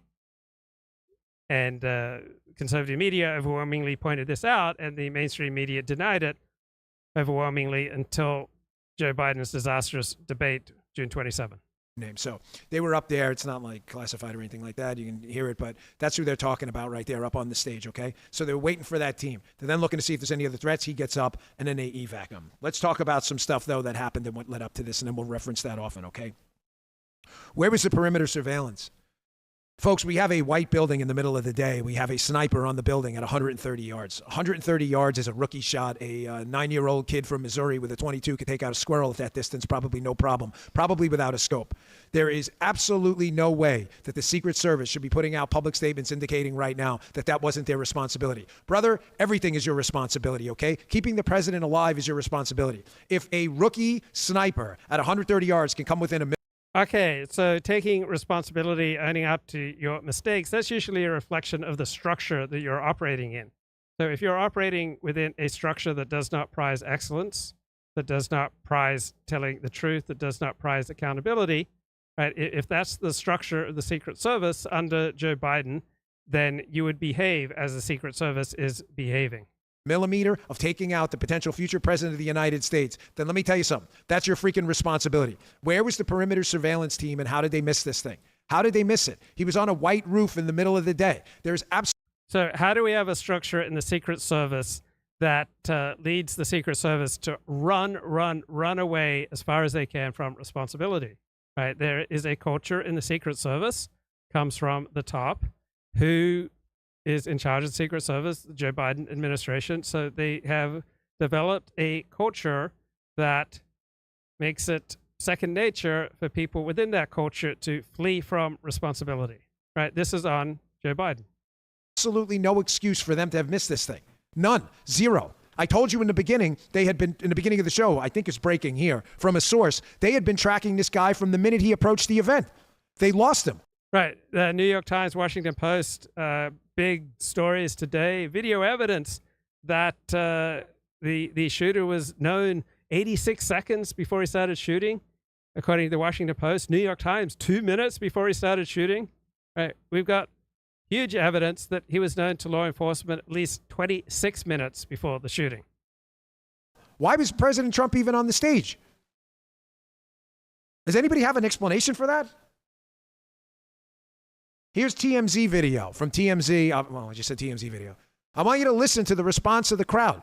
How did security personnel on the ground, how is it that the crowd was acting as their surveillance team and picked out the threat and they missed it? Can anybody explain this? These aren't even trained security personnel. They're just rally goers. They're the ones telling you got a guy on a roof getting ready to kill someone. Check this out.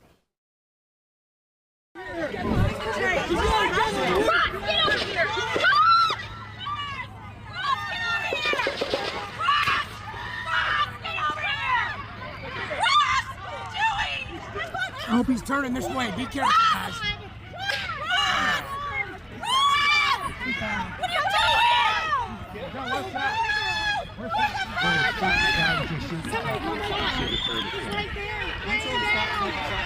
you doing? So these screams didn't bother law enforcement. I guess they knew an assassination was going down and they were all in. They thought it was great. They weren't going to be bothered by these screams. Yes! Ross! Where's that? Dude, that's exactly why we need fucking Trump here. Oh, fucking Secret Service don't fuck around. Holy shit. Yeah, look, they're undercover. Where's that one? That's him right. Guys, we have specific Secret Service security personnel and law enforcement personnel who were dedicated to a surveillance function to surveil people. How is it that this was missed? I don't understand. The guy's on the roof. We got the crowd calling this guy out. Where was the aerial surveillance? Where were the drones? Where was this forward-looking infrared? Where was the thermal imagery? Are you really suggesting to me, the Secret Service and their spokesman, this guy Guglielmi, that this is the best technology you have where a guy can creep up on the president from 130 yards away and get within a millimeter of popping his head open like a freaking watermelon? Are you kidding me? Is this a joke? It gets even worse. The BBC interviewed this guy, and this guy's saying that it was pointed out to multiple people on the ground. How did this not make it back to the Secret Service when that makes an executive decision to say, hey, we're going to keep him off stage for a few minutes while we mitigate this potential threat? How was he allowed on stage? Why is no one asking this question? Why was he allowed on stage with a potential deadly threat sitting out there just outside the perimeter, but within the zone we should have been securing? Listen to this BBC interview again. It's about 30 seconds of it. And this guy clearly says multiple people saw this guy. Okay, CBS News reports one of the snipers saw Thomas Matthew Crooks outside looking up at the roof, observing the building and disappearing. Crooks came back, sat down, looked at his phone. One of the snipers took a picture of him. Crooks took out a rangefinder finder and the sniper radioed to the command post. Crooks disappeared again, then came back a third time with a backpack. The snipers called in with information that he had a backpack, said he was walking towards the back of the building. Officers believe that Crooks might have used an air conditioning unit to get on top of the roof. By the time other officers came for backup, he had climbed on top of the building. He was positioned above and behind the snipers inside the building. Two other officers who heard the sniper's call tried to get onto the roof. State police started rushing to the scene, but by that time, a Secret Service sniper had already killed Crooks. So question number one, so I keep everybody focused. I'm sorry, I've been so excited to do this show for all the wrong reasons. I wish I didn't have to. Where was the perimeter surveillance team?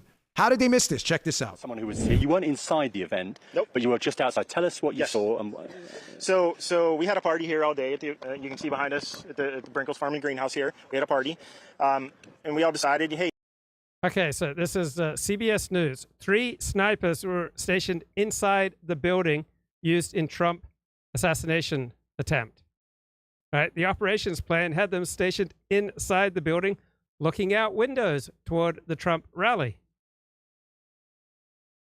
Then one of the snipers inside saw Thomas Matthew Crooks outside and looking up at the roof, observing the building and disappearing. Great job, guys. 3 snipers inside the building. Hey, you know, when we hear Trump up there, we're going to walk up through the field, stand by the trees up there under the shade, and watch and listen to the rally, right? We couldn't see him, but we could hear him. So we walked up, and probably 5 to 7 minutes of Trump speaking. I'm estimating here. I have no idea, you know.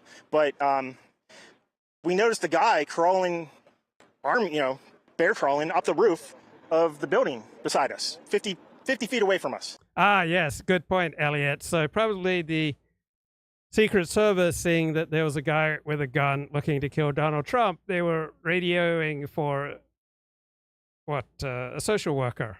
Right, let's get some social workers and therapists out here to see what's really going on with this guy.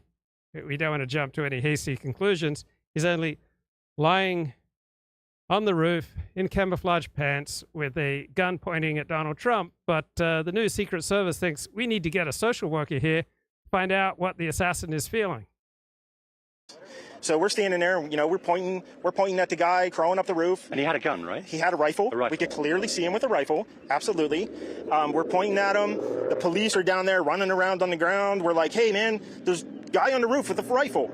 And the police were like, huh, what? Like they didn't know what was going on. We're like, hey, right here on the roof. We can see him from right here. We see him. He's crawling. Where is the perimeter surveillance team? Hey, looking at CBS News. Trump rally shooter's motive still unclear. Gosh, I think I know his motive. He wanted to kill Donald Trump. What's so complicated? Do you need to know the ideology behind why he wanted to kill Donald Trump? Right. Banner headlines throughout the mainstream media over the past 24 hours. Motive unclear. The motive seems crystal clear to me. You have to have a narrative and an ideology to explicate the motive? Hear me, I'm getting feedback in my ear.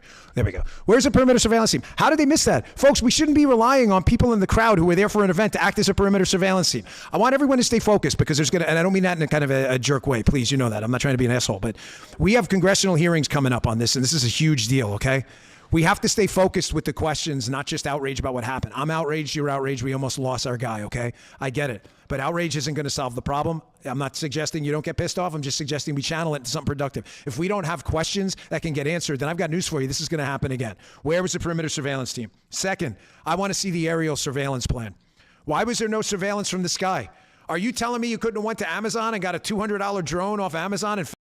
Well, maybe the resources were looking after Joe Biden, and they just couldn't spare any for Donald Trump. Figured out that there was a guy on the roof. How did we miss a guy on the freaking roof in the middle of the day? He wasn't in a fucking ghillie suit hiding in the woods, folks. He wasn't sitting there in a ninja suit at night covered up with dirt. He was in broad daylight. Where was the aerial surveillance plan? Drones. Spotters. How did the spotters miss this guy? Where was the helicopter assets? Where was the forward-looking infrared? Where were the thermals? Folks, this stuff works during the day. You ever see that movie Predator where they fake all the thermal imagery? Where was the thermal imagery? This is the best technology you have. A guy can walk up onto the roof with a freaking ladder. I want you to listen to this FBI press conference. Listen, I have zero faith in the management of the FBI, okay? But it's in the FBI's best interest to conduct a thorough investigation and get to the bottom of it because it doesn't reflect poorly on them. It's going to reflect poorly on them if they screw it up. This reflects poorly on the Secret Service. Watch this reporter ask the FBI representative and spokesman the exact same question. Hey, how the hell did this guy get on the roof? Where was the aerial surveillance plan? You better not tell me you didn't have one. Someone better get under oath and explain what the hell this aerial surveillance plan, along with the perimeter surveillance, which we addressed first, was. Check this out. What you've been briefed on, it sounds like law enforcement only knew he was up there until shots were fired. Is that what you're hearing? So that is the assessment at this time. So are you surprised that a sniper was able to fire off a handful of shots at the former president? I mean, again, we're still working through the security apparatus that the Secret Service had in place. what potentially happened. There's going to be a long investigation into exactly what took place and how the individual was able to get access to the location. From what you've been briefed on, it sounds like law enforcement only. Nobody has any answers. Listen, I don't want to call into account this guy's integrity from the FBI. Be irresponsible. I don't know him. I've never met him. I will call into account Christopher Wray and others for screwing us over. But I'm telling you, they have zero interest right now in making the Secret Service look good, the FBI. I'm not suggesting they're doing this for any other reason. I'm not impugning anyone's motives. I don't want to be an asshole for stuff. You know, we don't even know what happened. The investigation just started. So until this guy proves me wrong, I'm going to assume he's going to try to do the right thing and find out what happened. But he seems genuinely perplexed like you and I do. How the hell did this guy get on the damn roof? He's not even a security guy. He's an investigator. It's a different function. Where was the aerial surveillance plan? Question 1, where was the perimeter surveillance plan? Question 2, where's the aerial surveillance plan? I'm going to take a quick break, my last one, and I'm going to get back to the third question. Do you know what protective intelligence is? Well, bold, coffee taste, never bitter. It's absolutely should be an excuse to spy on Americans. I hope you understand that. I'm saying actually quite the opposite. I'm saying we shouldn't be spying on Americans because even though we do, and we shouldn't, we still never are if those guys were Secret Service or local. Regardless, the rules of engagement are the same. And there is a lot of nonsense going on right now about what the rules of engagement are. Some people put out online that the Secret Service counter snipers are not allowed to shoot until the sniper shoots first. Ladies and gentlemen, that is total bullshit. Let me explain to you from the inside the rules of engagement. The rules of engagement for a Secret Service uniform division officer, because agents, I don't know if you know this, but there are no agents on a counter sniper team. It's uniform division, okay? The rules of engagement are the exact same for any other police officer in the Secret Service or agent. If you see the risk of a serious physical injury or death, you can take action to stop the threat with your firearm. Does everybody understand that? So if you're sitting on a roof and we know you're not a police asset and you have a gun and you're scoped in on the president or future president of the United States, Donald Trump, is it not reasonably assumed at that point that you're intending to cause death or a serious physical injury? Yes, the sniper did not need permission to shoot. Now, some of you may ask, fairly enough, why was the delay? Why was there a delay in taking the shot? All I can tell you is what I'm hearing from sources. I'm just putting it out there for you because this information needs to get out there from whistleblower type sources, okay? I'm hearing that the crest of the roof was blocking the line of sight and they couldn't get a clear shot, which is, if you look at the scene, kind of maybe makes sense. However, the guy shouldn't have been up there in the first place, number one, and he had to also get his barrel over the crest of the roof to make sure that the round made it past the roof and made it to President Trump. So that's what I'm hearing from my sources. I want you to see this view from behind the stage, though, and you can see and hear how long it took to engage this attacker once he started shooting. Check this out. Happened to our country, probably 20 million people. And you know, that's a little bit old, that chart. That chart's a couple of months old, and if you want to really see something that said, take a look at what happened.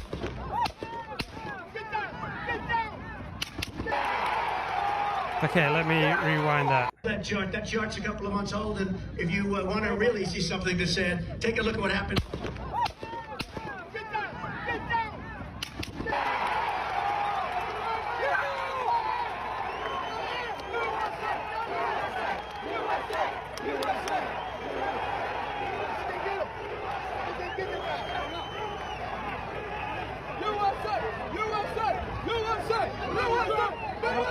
Maybe it's a really bad idea having a senile old man running things, because if the Biden administration was not deliberately attempting to assassinate Donald Trump, then the levels of incompetence that is being shown by Joe Biden and his administration is just at such a catastrophic level that I'm starting to question whether or not it's a good idea to have a senile Joe Biden as the only guy with access to the nuclear codes.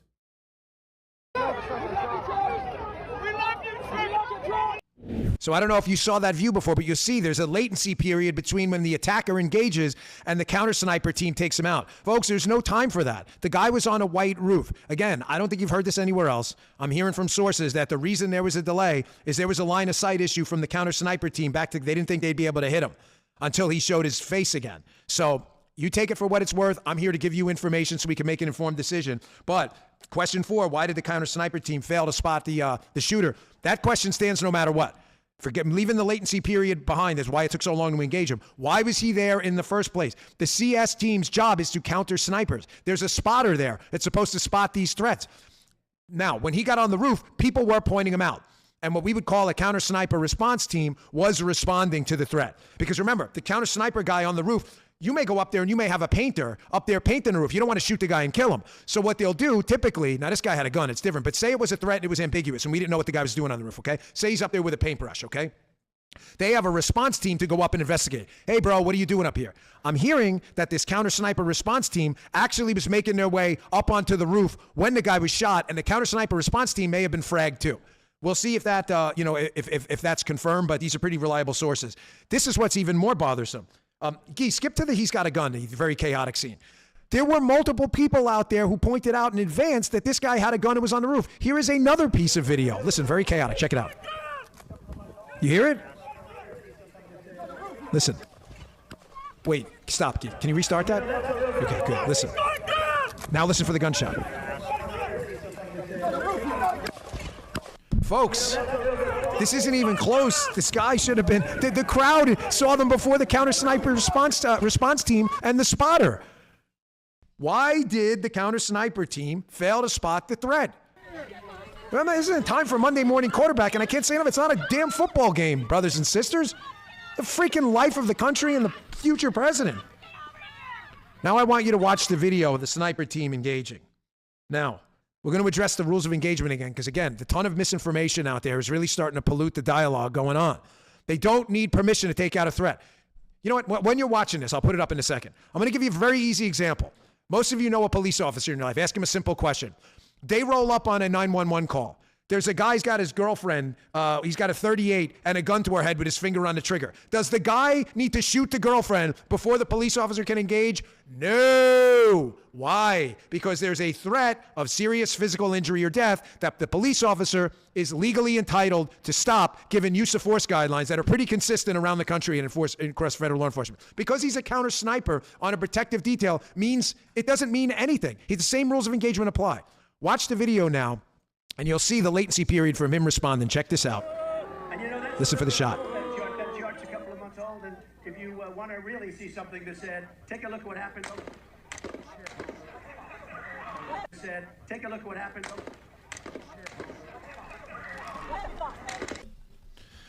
Folks, you see what happened there. Now I think I've explained to you, and you haven't heard this anywhere else. And, it's probably at this point until we can confirm everything, but I'm pretty confident in my sources. The reason that latency period happened was, again, a line of sight issue. They couldn't get a clear shot on him. So you're hearing a lot of stuff out there, but I'm pretty confident that's the truth. This is important, though. He should not have been up there in the first place. I'm not making excuses for anybody. I'm not interested in, sitting here and providing air cover for anyone. I'm only here interested in telling you the truth. That is probably the explanation for what happened. Folks, I want to get to a couple of these too, because the media has been absolutely disgusting. Keep your eyes on the FBI investigation going forward. I don't trust the management, but I trust that the guys on the ground are going to try to do the right thing. But listen, the media coverage of this has been abhorrent. However much you can't stand these people, I promise you it's not enough. You probably shouldn't be able to stand them even more. Here's the first one. Here's Martha Raddatz on ABC, magically trying to blame Donald Trump, trying to turn this around and make this an anti-Trump story. Check this out. President Trump and his supporters have contributed to this violent rhetoric as well. Well, absolutely, George. We were just looking back this morning at some of the things that former President Trump has said. He warned last March of potential death and destruction if he were charged by the Manhattan District Attorney. Our country is being destroyed as they tell us to be peaceful. Trump in January warned of bedlam in the country if the criminal charges against him succeeded. And of course, in March, he said, now, if I don't get elected, it's going to be a bloodbath for the whole. That's going to be the least of it. It's going to be a bloodbath for the country. That will be the least of it. He said he was partly joking and that was taken out of context. But those are indeed his words. And you have heard it from supporters as well. And supporters are certainly, in some parts, angry. And let's remember January 6th. In so many ways for the campaign, January 6th will probably be in the background after yesterday's event. This is a very difficult time for this campaign. I'm sure this week in Milwaukee that President Trump will highlight this, and President Biden is going to have to figure out how to go forward with this campaign and what exactly they say. Folks, however much you can't stand these people, it's not enough. President Trump came within a millimeter of having his head explode like a watermelon on national television by some lunatic who tried to shoot him with a rifle from 130 yards away during a massive government security failure. and a lawfare operation against him. And this is the best these garbage, filth people in the media can do, is try to turn it around and spin it to blame Donald Trump and mention January 6th, where, by the way, he said to go march peacefully and patriotically. Are you on meth? Did you do a couple lines before you went on the air? Are you freaking people crazy? Folks, please, I'm asking you, power through, ignore these people, move forward, get this guy elected. We're going to clean this mess up. And unfortunately, it gets even worse. Ski, let's skip to Wolf Blitzer. Here's Wolf Blitzer on CNN doing what he pretends is journalism. Really questioning, was Donald Trump like shot in the ear here? Like, this is your journalism. Not maybe getting to the bottom of why you calling him a fascist and a Nazi may have inspired some lunatic, because I actually wait for facts, to fire on Donald Trump and potentially kill him. You're not worried about that. You're worried about other stuff. Check this out. Now, if someone is shot with a bullet that pierces the upper part of your right ear, wouldn't that bullet also continue onto someone's skull and create a much more dangerous situation? So that's a great question, Wolf. And what the intent of a shooter with a rifle in an attempted assassination is to get that bullet to go into the head and across. Really? I mean, what are we questioning the veracity of Donald Trump's statements that he was shot in the ear? Does it really matter if he was shot, a piece of his ear was shot off, or it hit a teleprompter and a piece of glass sharded his ear off? Does it really matter if a glass shard hit his ear? Does it really make a difference? Is this what we're calling journalism, or is this dipshittery?